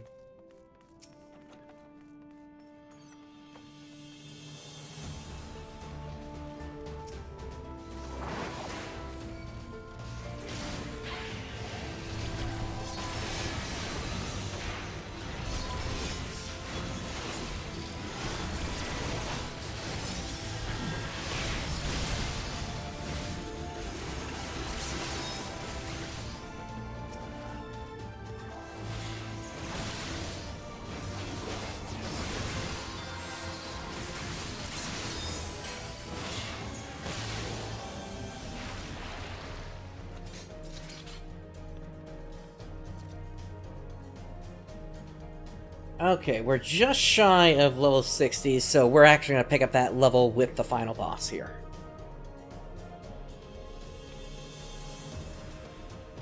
Unless the other player is not on their way?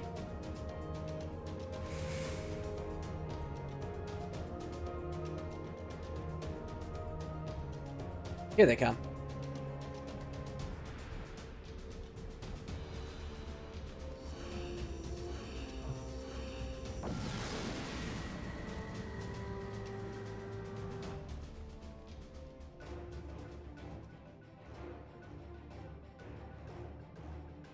Alright, so I'm gonna grab some strength here, and let's go ahead and get this going.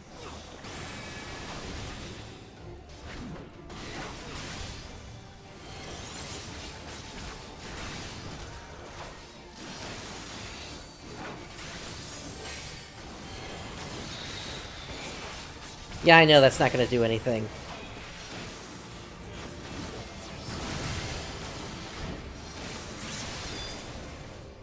It's just a fun thing to do at the boss.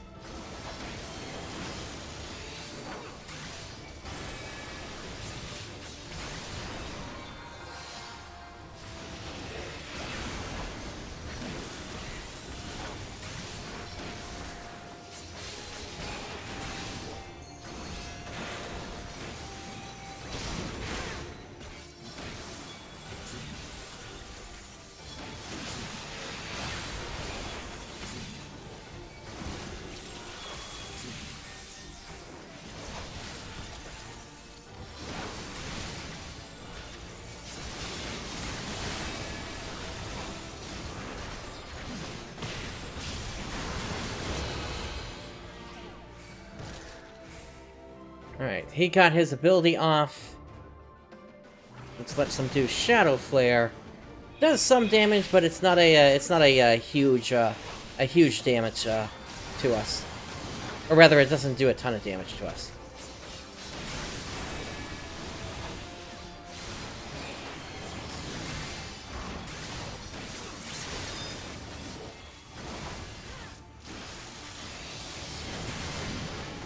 Now, they are going down pretty quick, and since we don't have a DPS with us, why don't we have some tank fun here? Alright, so, level 60. So we have maxed out what our level is for the Palace of the Dead. Let's get out of here.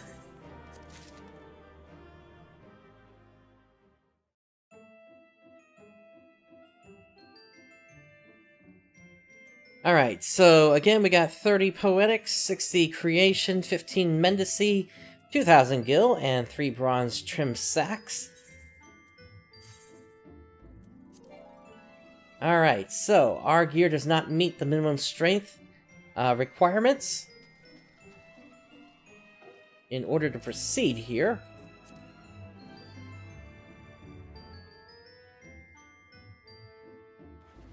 which means we're not actually able to proceed with that. But there is something that we can do in order to mitigate that.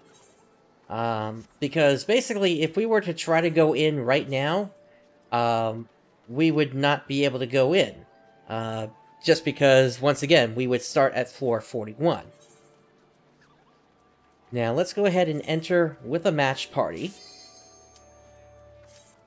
We do have to start again from floors 1 to 10, but just until we're actually able to get in to the last set of floors for today, floor 41 to 50. Now, this is what I was talking about before, whereby you can actually max out what your Aether Pool arm and armor is, and as you can see, it's yellow here, which means as of right now, it is synced for what is going to be okay for this particular level.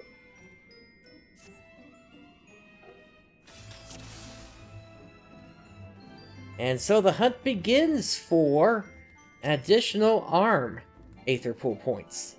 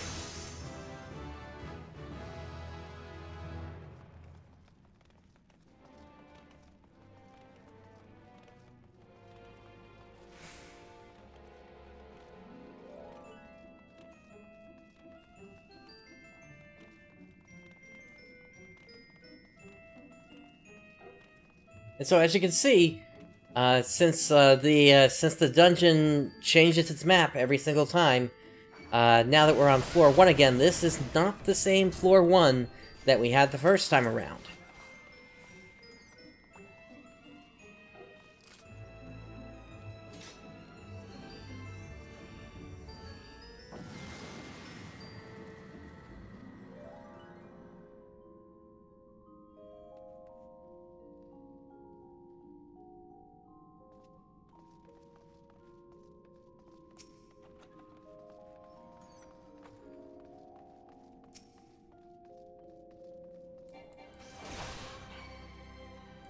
Now, of course, if you wanted to, you don't necessarily have to come in here for the second pass on the same class.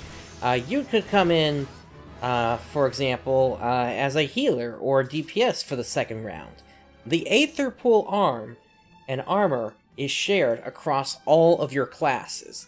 So once you finish leveling one class, you don't have to stick with the same one throughout the entire experience. You can just kind of move on to whatever else you want to work with. And so, when it comes to leveling up, not within the Palace of the Dead, but rather in terms of leveling in general in the game, this is one of the best ways to level up until around level 55 or so. After that point, you're typically going to be better off doing just regular dungeon runs and getting your roulettes done for the day. Alright, and so with that Aether Pool treasure, we can see here your Aether Pool armor remains unchanged. So that's what I was talking about before, whereby it's not a guaranteed thing that you're going to get an upgrade every single time.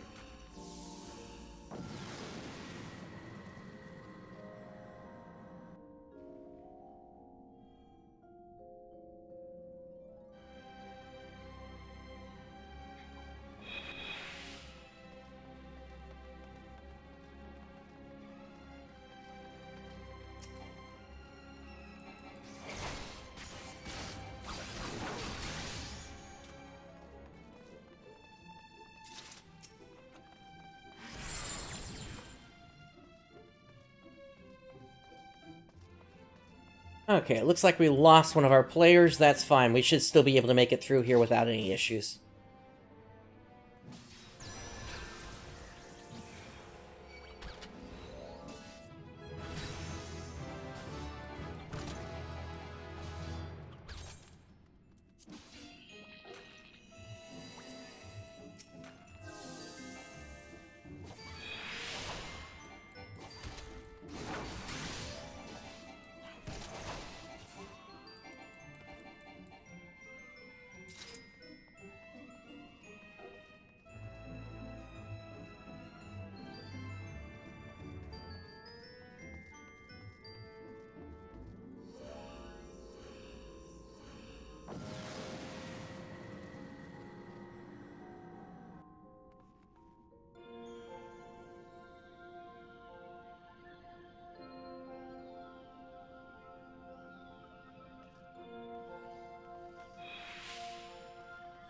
Alright, once again, the Accursed Horde is somewhere on this floor.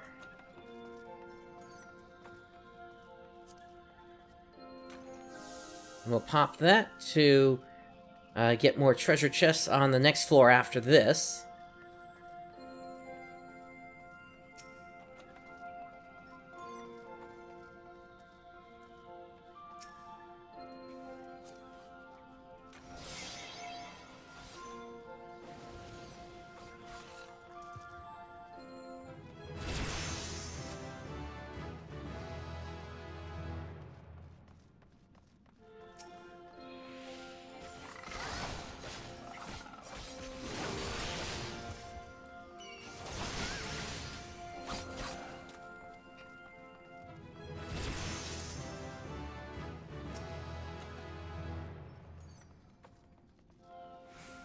And we just got another Pomander of Influence, so we'll even be able to get more treasure chests on the 6th floor.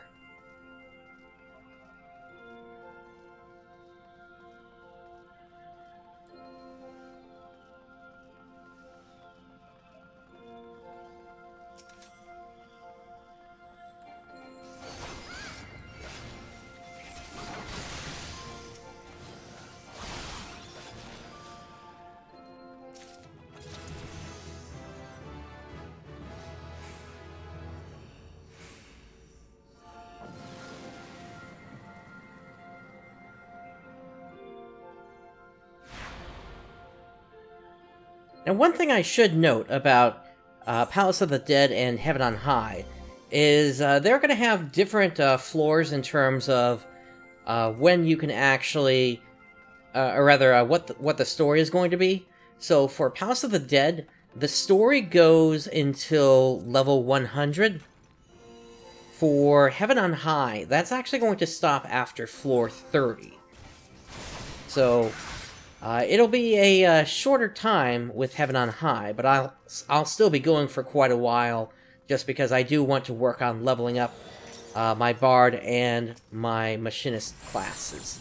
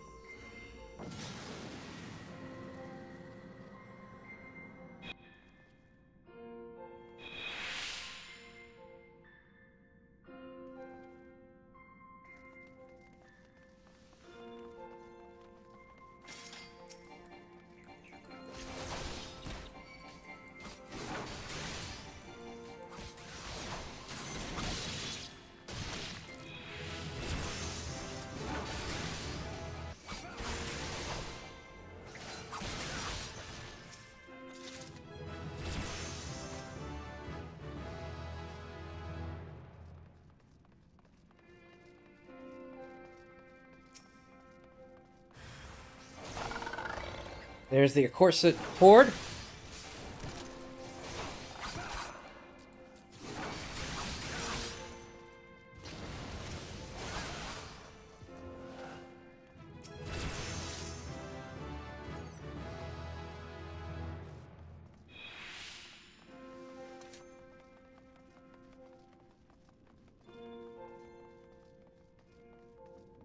I think for this Pomander of Affluence, I'm going to hang on to that until we get to floor 8, so it affects floor 9.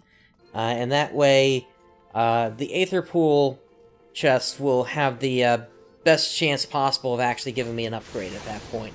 Because the deeper you go, the more likely you're going to get an upgrade.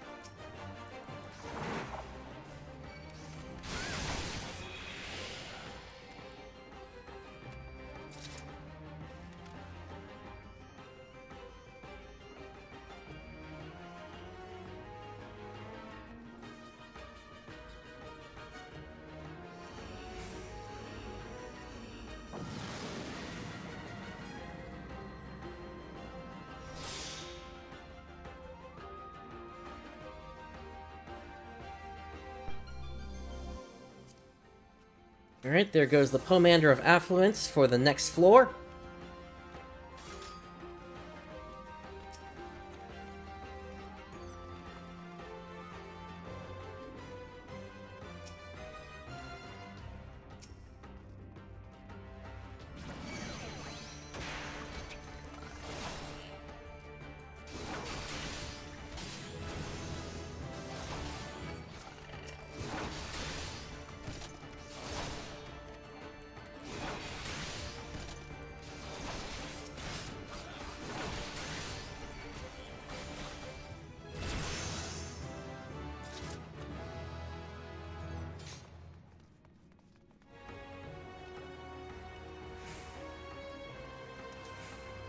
Alright, nothing over there, so we'll head back over to the north here. And into the west room here.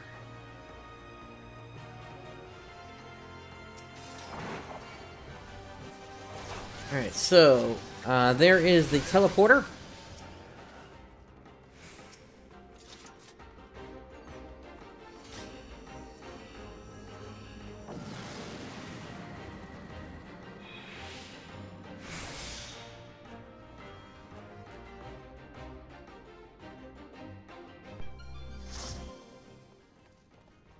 Hey, we got somebody to fill the final slot finally.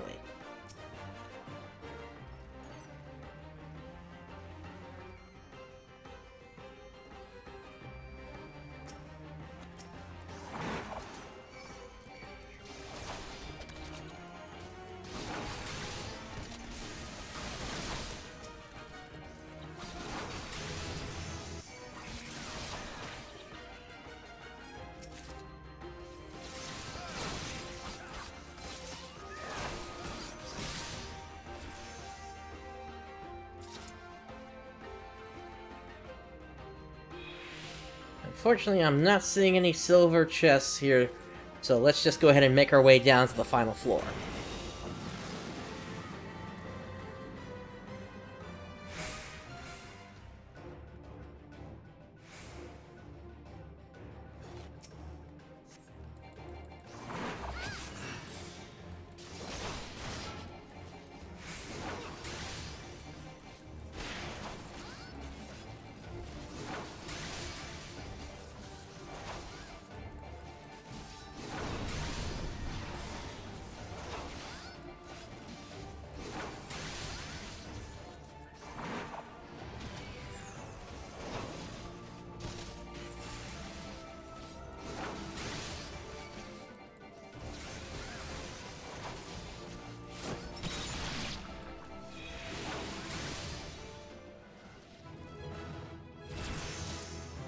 Alright, there we go.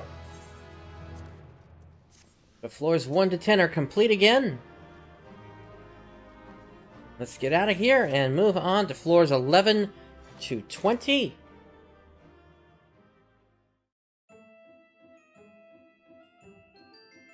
And once again, this is a really quick way for you to get your Mendici cap.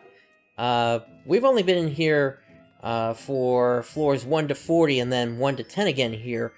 And we've already gained 65 Mendici, so this is a really nice way to finish up getting your Mendici if you've already gone through your Expert Roulette and your 70 Roulette. And your Alliance Roulette as well.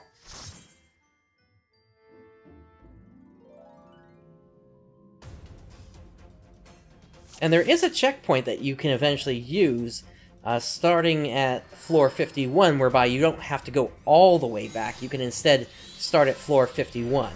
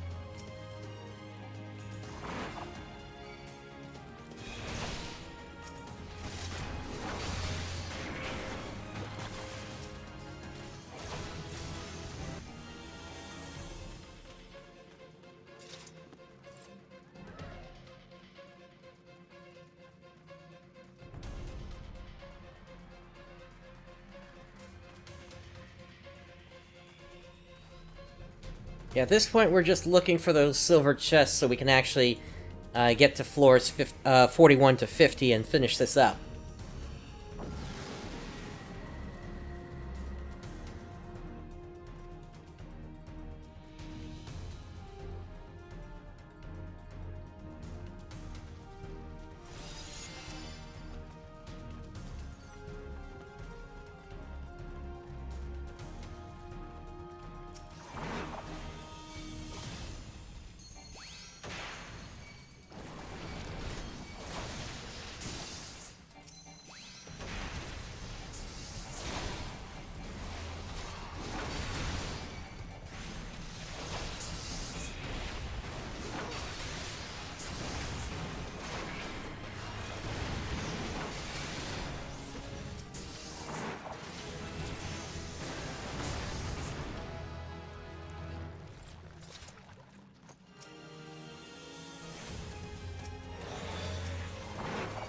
There we go. So now it's a plus 10 for Aether Arm.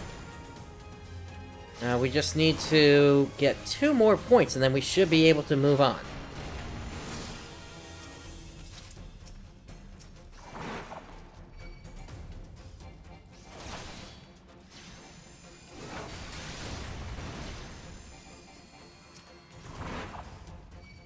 I can see another one over there. Oh, and this is also the point whereby we're no longer synced for what our Aether pool is. Or at least not for our arm. We are for our armor.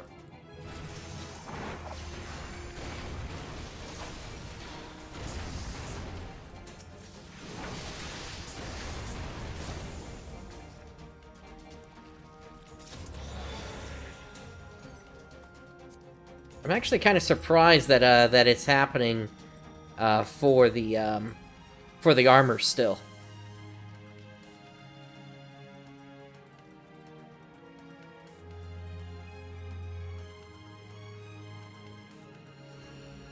Not the fact that we're synced, but the fact that we're still getting levels in the armor.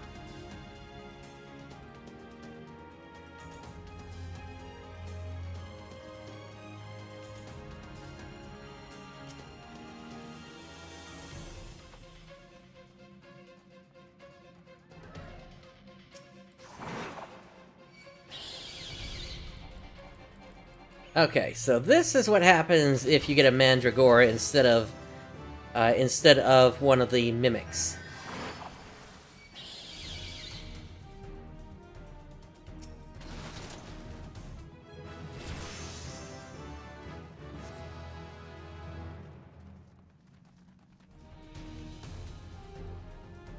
Alright, we got another one over here.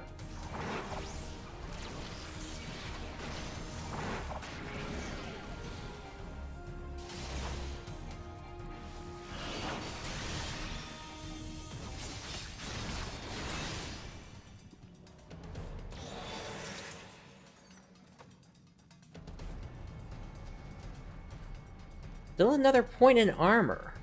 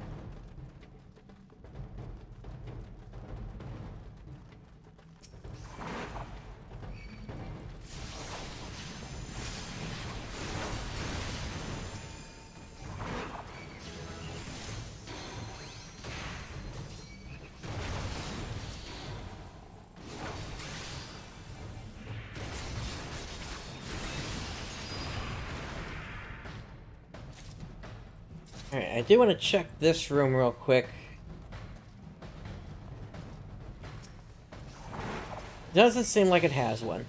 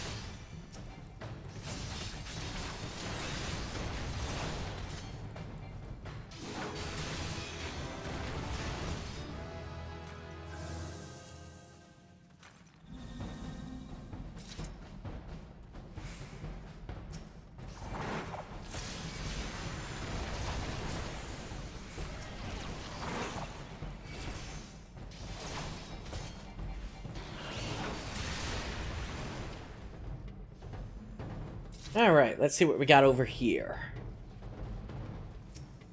There's the teleporter to the next floor. Also got another room beyond it.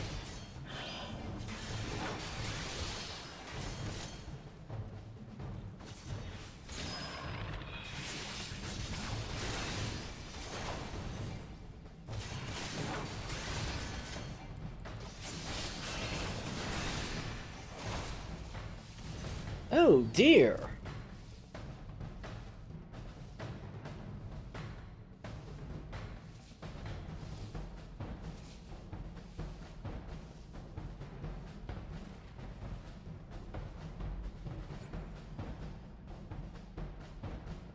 Alright, so they're gonna need to find where the cairn of return is. Unless Kal-El is able to actually go ahead and just raise us here.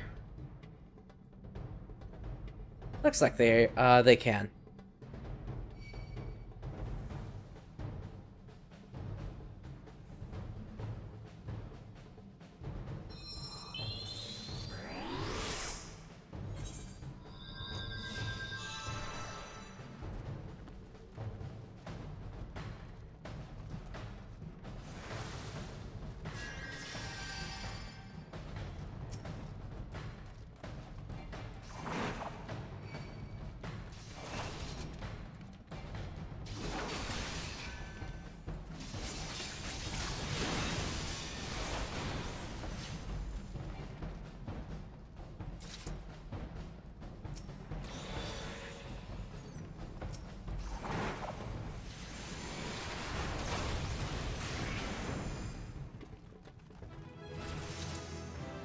Yeah, unfortunately, this is one of kind of one of the frustrations that you will run into here. But once you do actually have your Aether pool up to the point where the game is expecting you to be, it's smooth sailing from there, basically.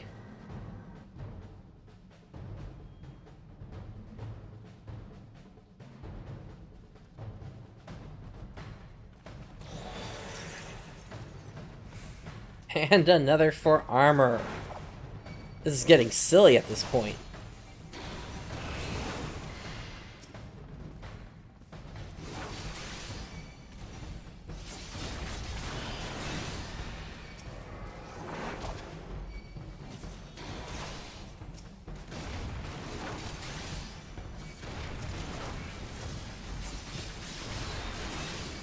Not completely unexpected, though. I remember having similar issues initially when I went through this initially when it released. I want to say back in 2016, or maybe it was 2017 early.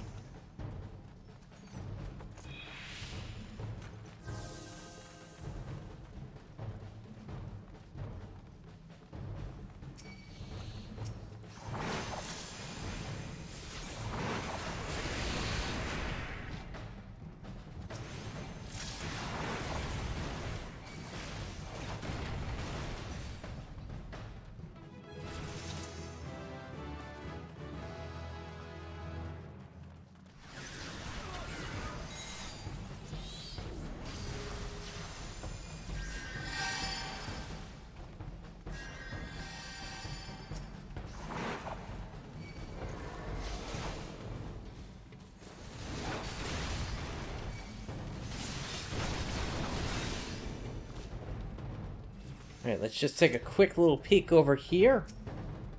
Looks like we got some mimics, actually.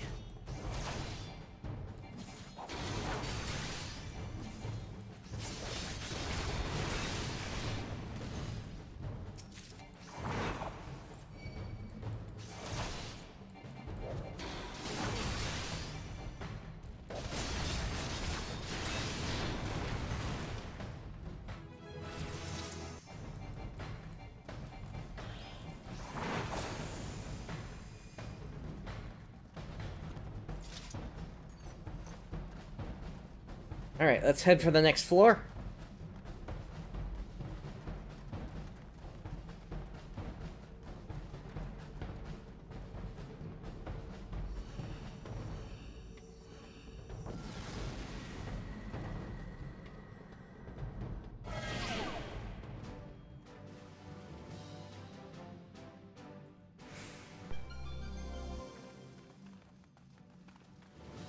Alright, auto heal is disabled. That is a status effect that is similar to if you had the pox on you.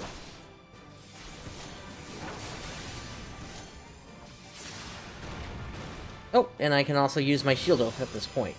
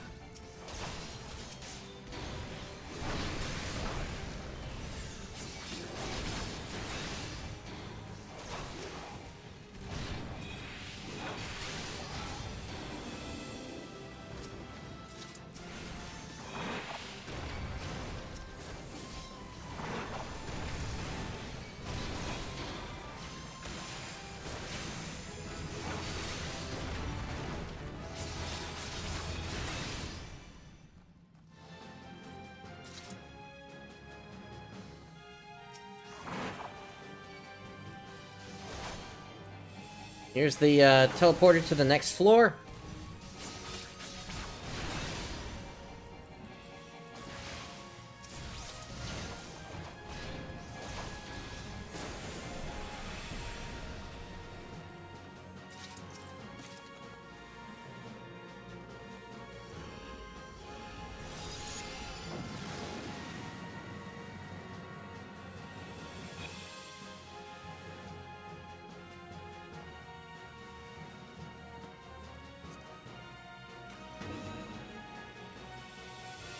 No reason not to use that at this point, since we've only got 2 floors left, and we already have 2 Pomanders.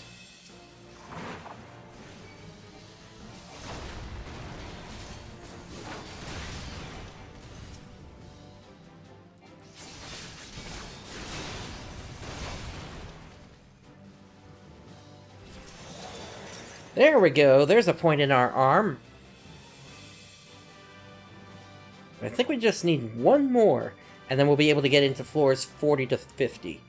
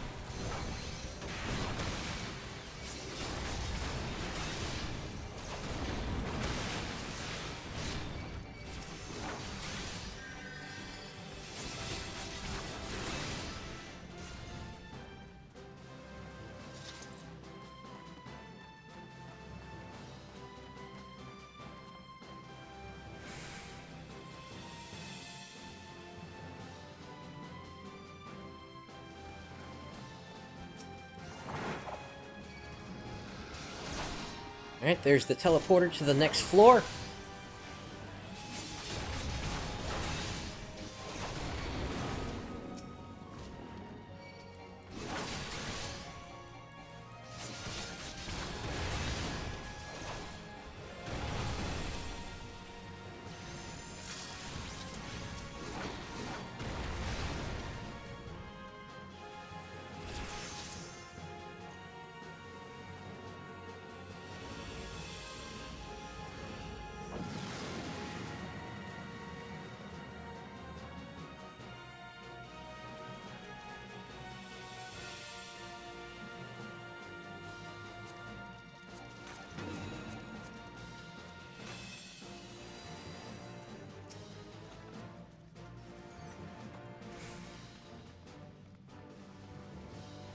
Alright, so there's the teleporter to the last floor. We just need to defeat enough enemies to open it up.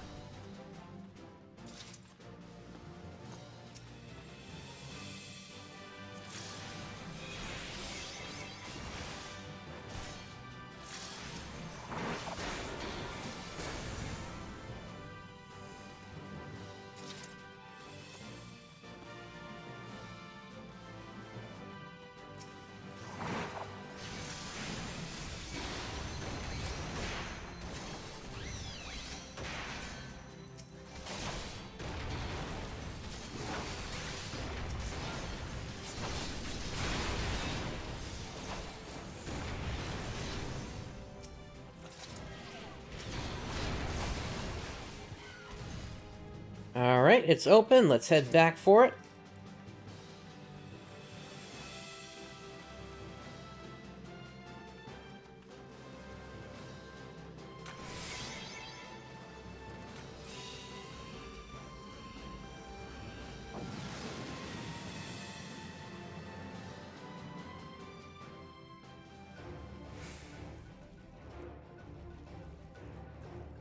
Alright, let's use the Pomander of Steel. And let's get this going.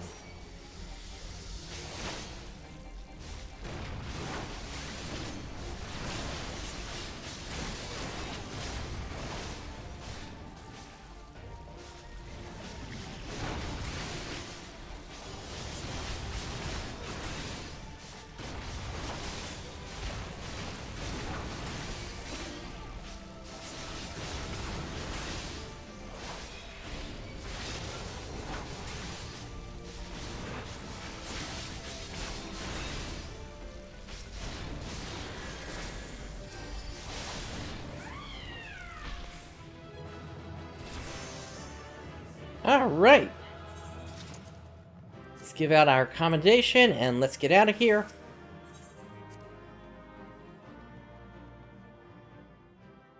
Now, just in case we actually do have what we need at this point, we're going to go ahead and exit here.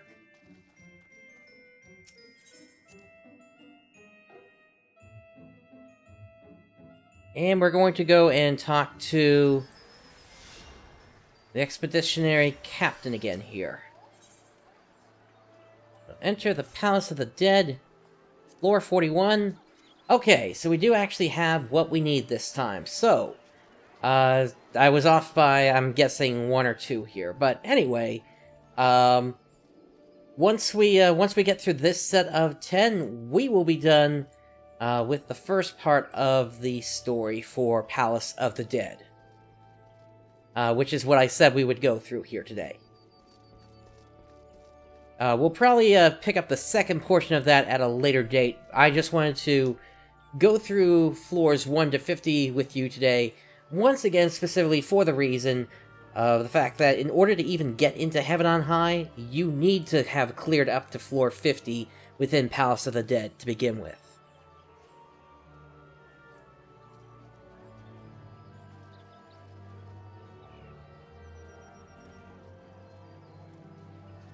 Yep, and there's our little page 63 again. He's even got that hand. Apparently he locked himself or something, and that's what knocked him over. Okay, sounds like we're ready.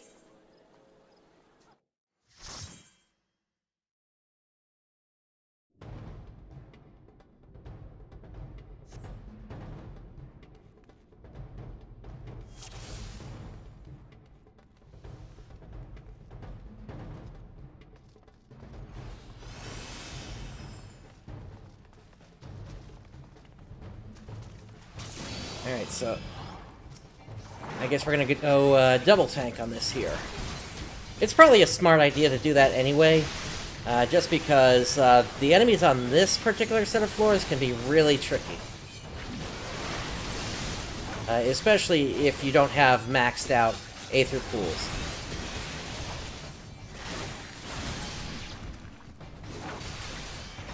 Oh, nope, the Dark Knight actually switched them back over. Switched themselves back over, rather.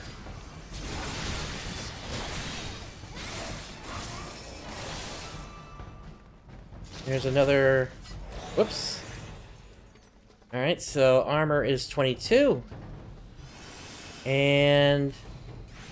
let me see what I can do for healing here.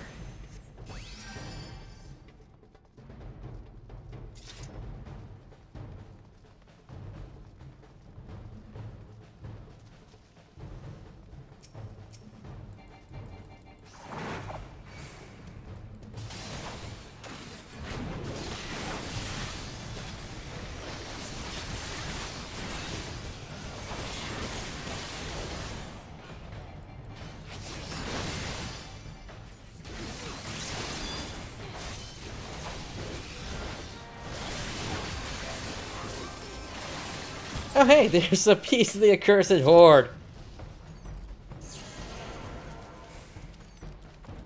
Kiro.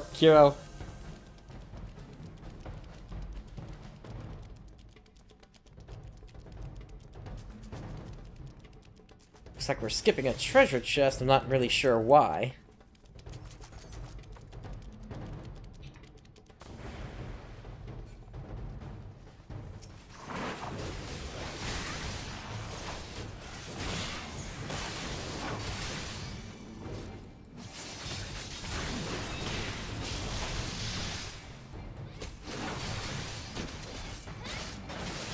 Oh dear, that looked like a bad hit there.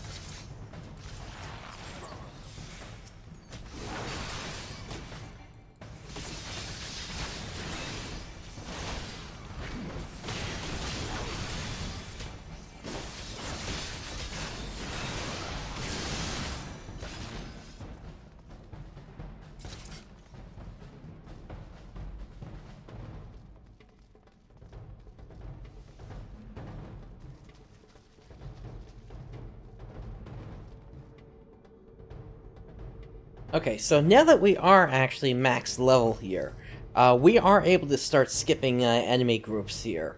Just because we're not going to gain any more experience. The only reason why you might not want to do that, once again, is so that you can continue to gain points in your Aether pool.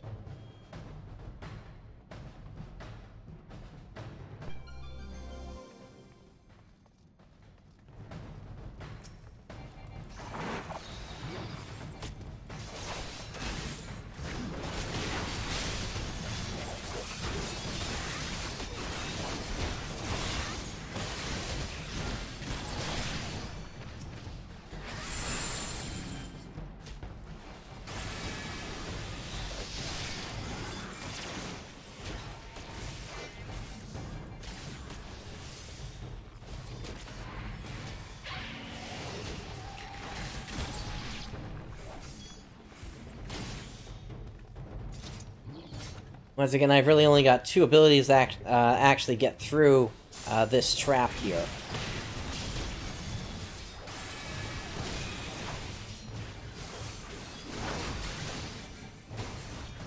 For the rest of them, they're just great out there, and then it's pretty much just auto attacks after that, until the effect goes away.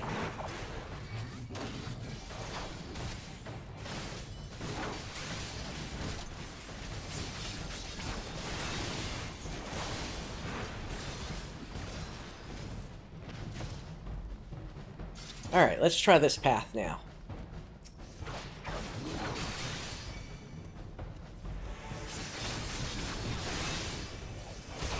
Alright, that's another increase to our Aethic roll.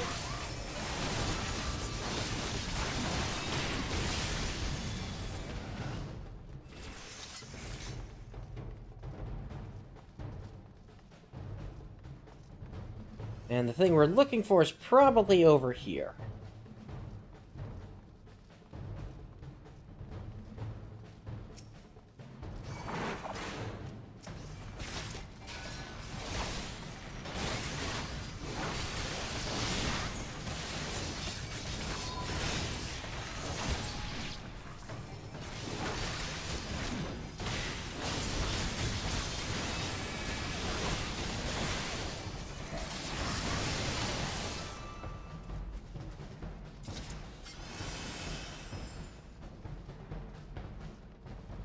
There's our teleporter.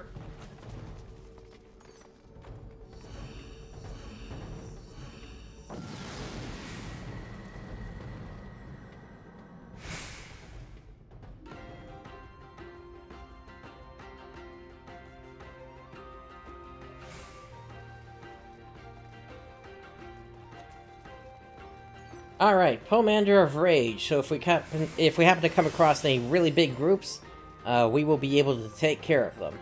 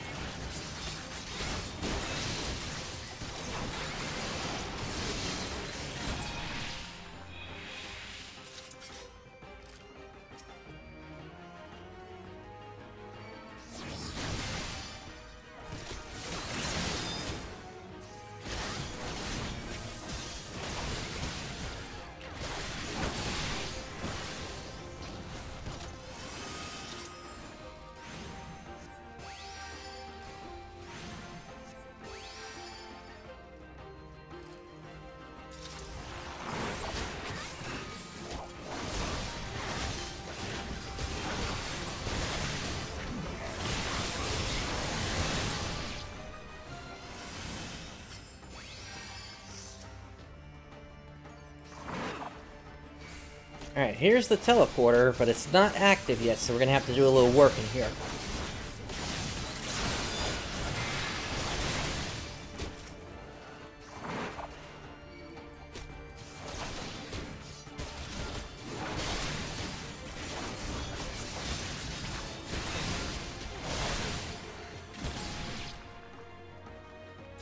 And now we need to patrol the rest of the floor.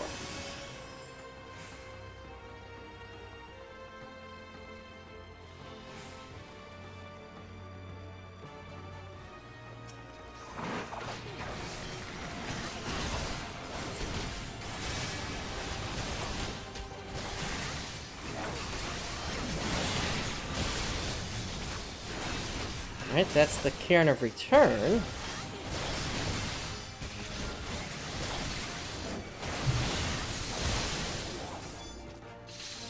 There we go, the Cairn of Passage is active.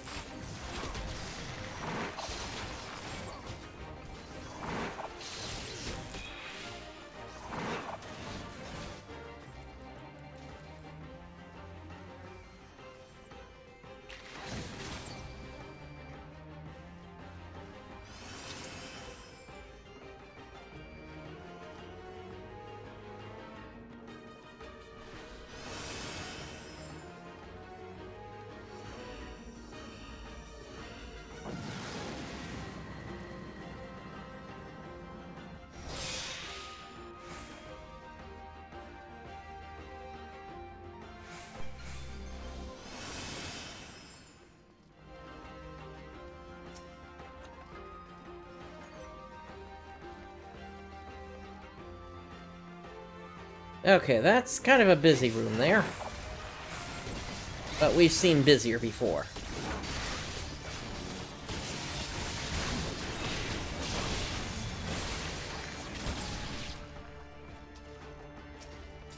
That is, however, the teleporter to the next floor, so we're gonna stick in this area.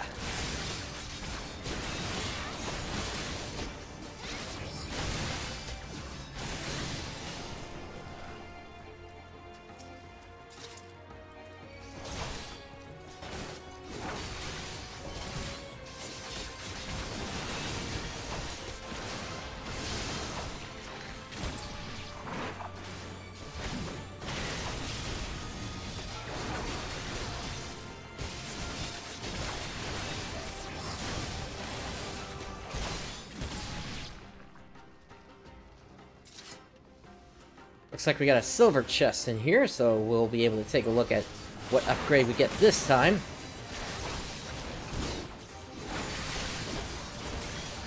And the accursed horde is somewhere on this floor.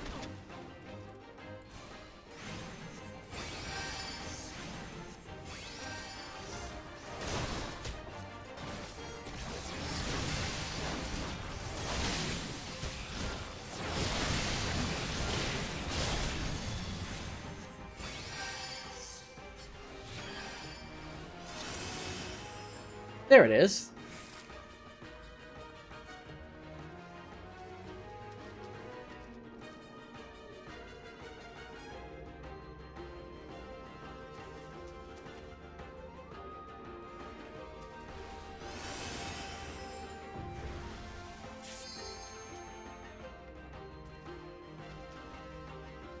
Not sure where they're off to.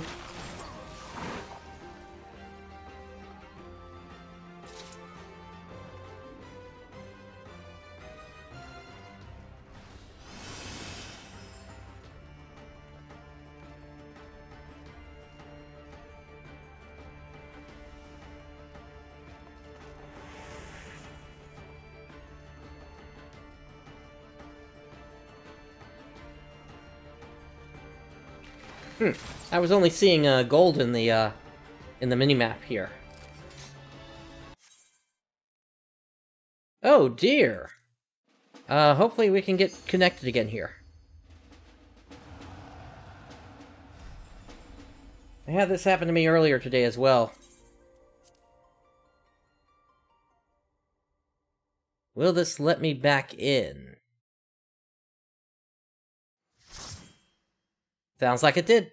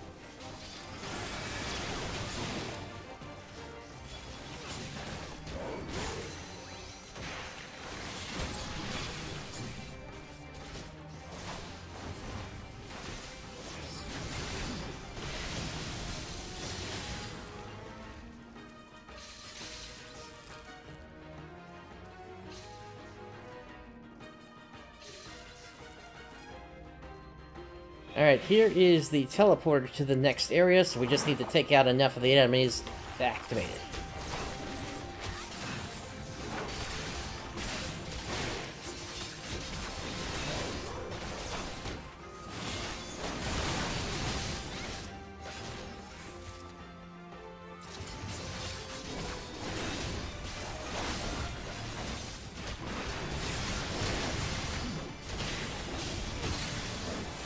Oh, that's a mimic.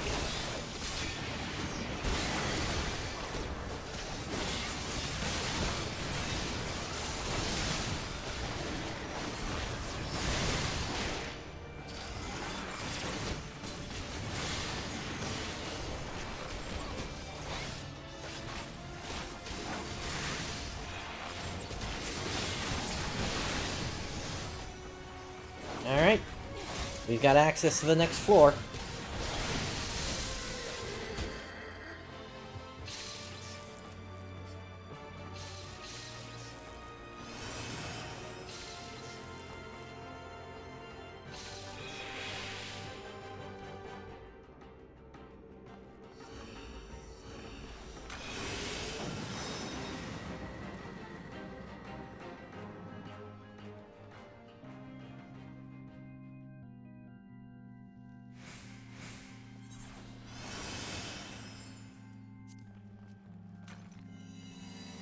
Alright, is there any accursed horde here?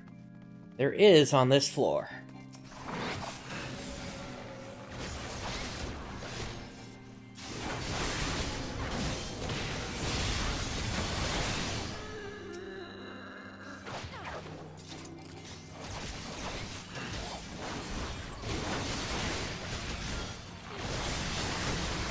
Now, if we make it to floor 49, and we haven't used it yet, I'm gonna go ahead and use the Pomander of Rage at that point. Just so we can clear the floor quickly.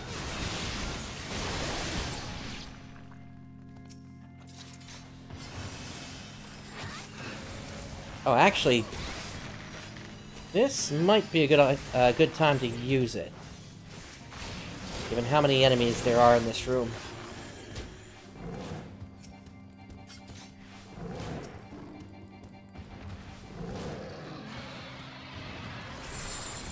And in this room as well.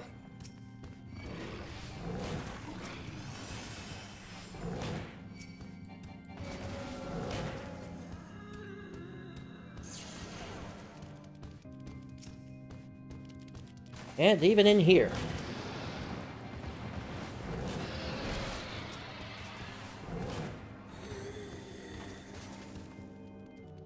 Alright, let's do it.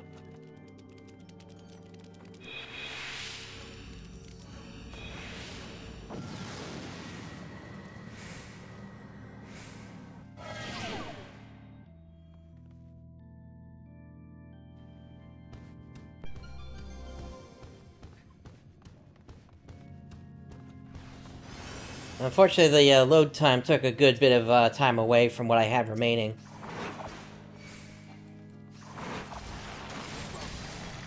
But that was still pretty good in terms of what we got out of that.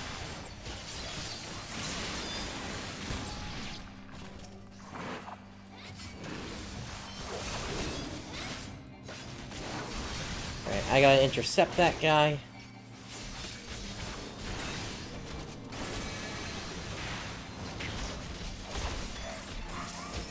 Vulnerability, because I got, like, no health now.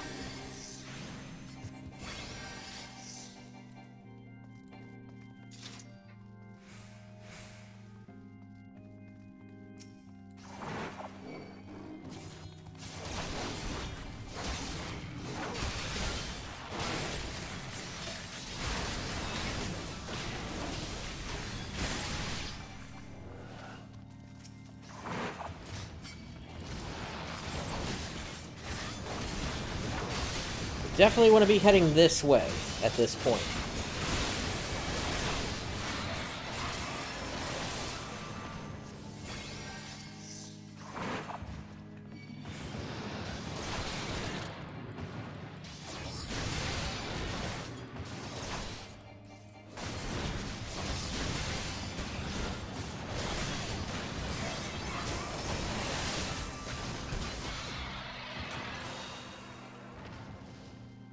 I'll go ahead and use those two Pomanders, just so that I'm not going to go down easily. Especially when we're this close to the end. No reason to take any risks.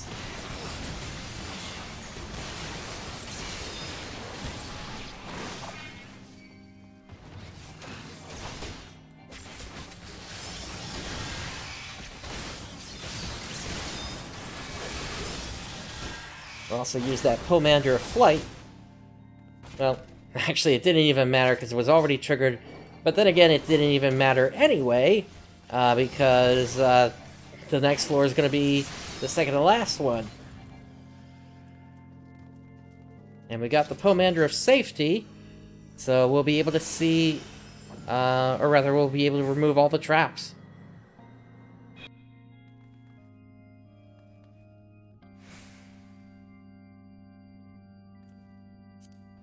Alright, Pomander of Safety. Do that one as well. And just in case we have any problems, we do have a Pomander of Witching. But with any luck, we won't have any issues here, because we've already found the teleporter. And now it's just a matter of being safe and taking out enemies slow and steady.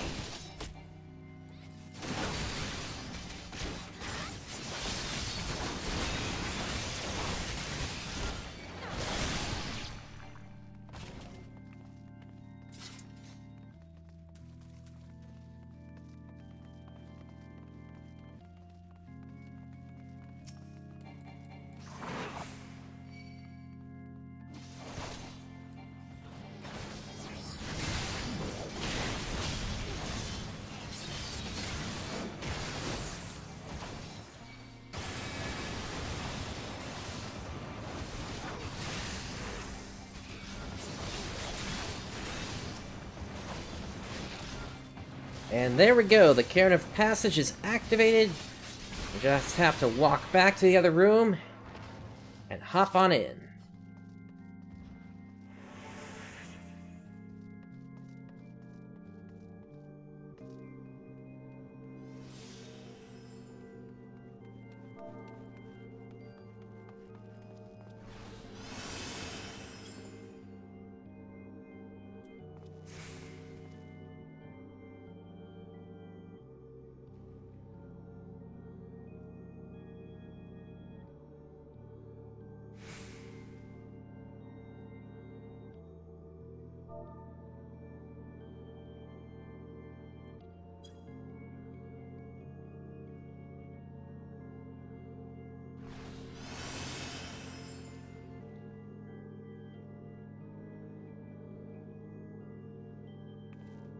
Here comes Ash.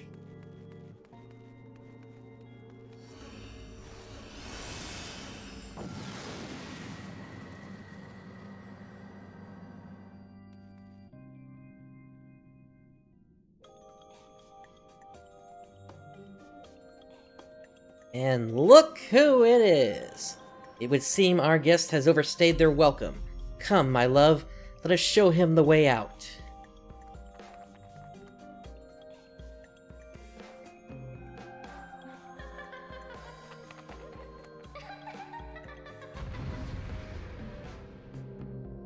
So it is the same person who lost their lover in a dungeon. We met them once before, after they lost their husband, Edda Blackblossom. Such a tragedy, what happened.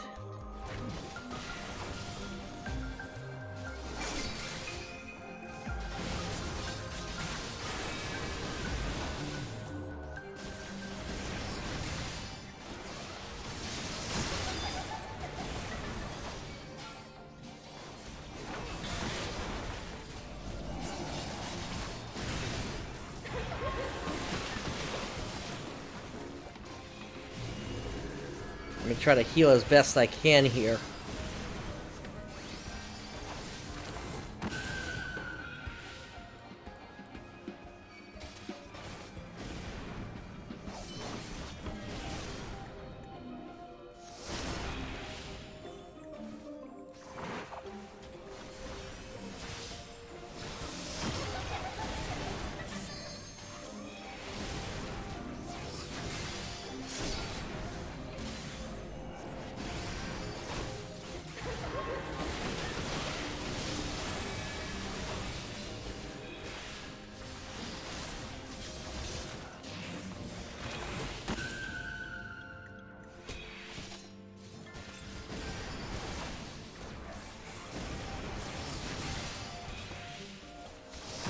Alright, at this point I'm gonna stop tanking, actually. Healing is more important.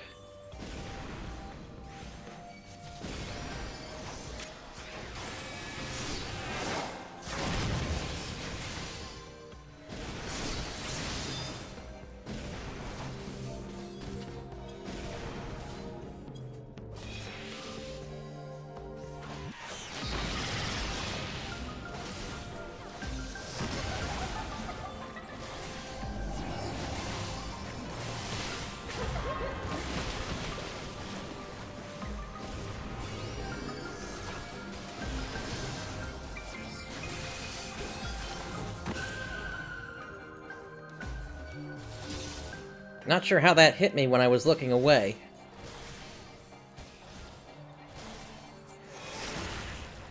Alright, but anyway, Edda is defeated.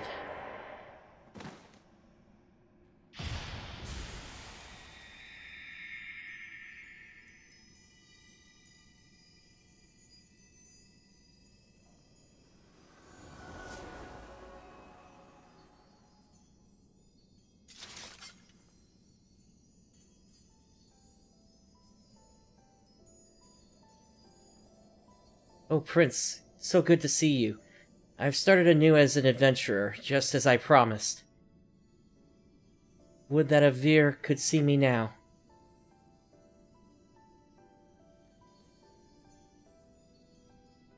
But how did I come to be in this place? I remember falling, and a robed figure.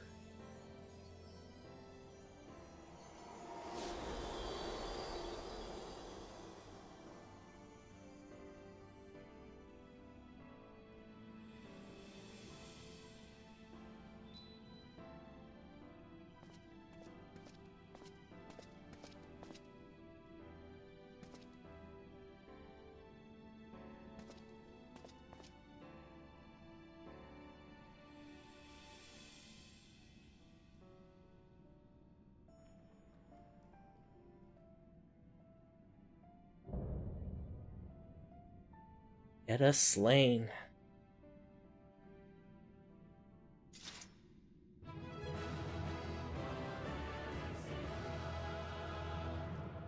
Alright. And so with that, we have completed the first 50 floors of Palace of the Dead. We will be looking at floors 51 to 100 eventually, which will conclude the rest of the story in here.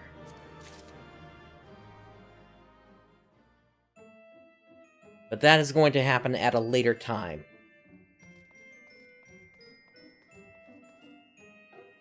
In the meantime, I will work to increase my Aether pool so we don't get stuck like we did earlier today. And if you've enjoyed today's content, please do make sure to leave a like and go ahead and subscribe and click the bell to be notified whenever I do go live. I also have a Discord. Link to that is in the description below. Whenever I do go live, I do put a notification in there as well. Also, please help influence the channel. There is a link below to a SurveyMonkey website, which basically allows you to enter a prompt for what game you think I should be giving a try here. Please do make sure to follow the rules on that one. Thank you for joining me today. This is PrinceBrightstar signing off. I'll catch you next time.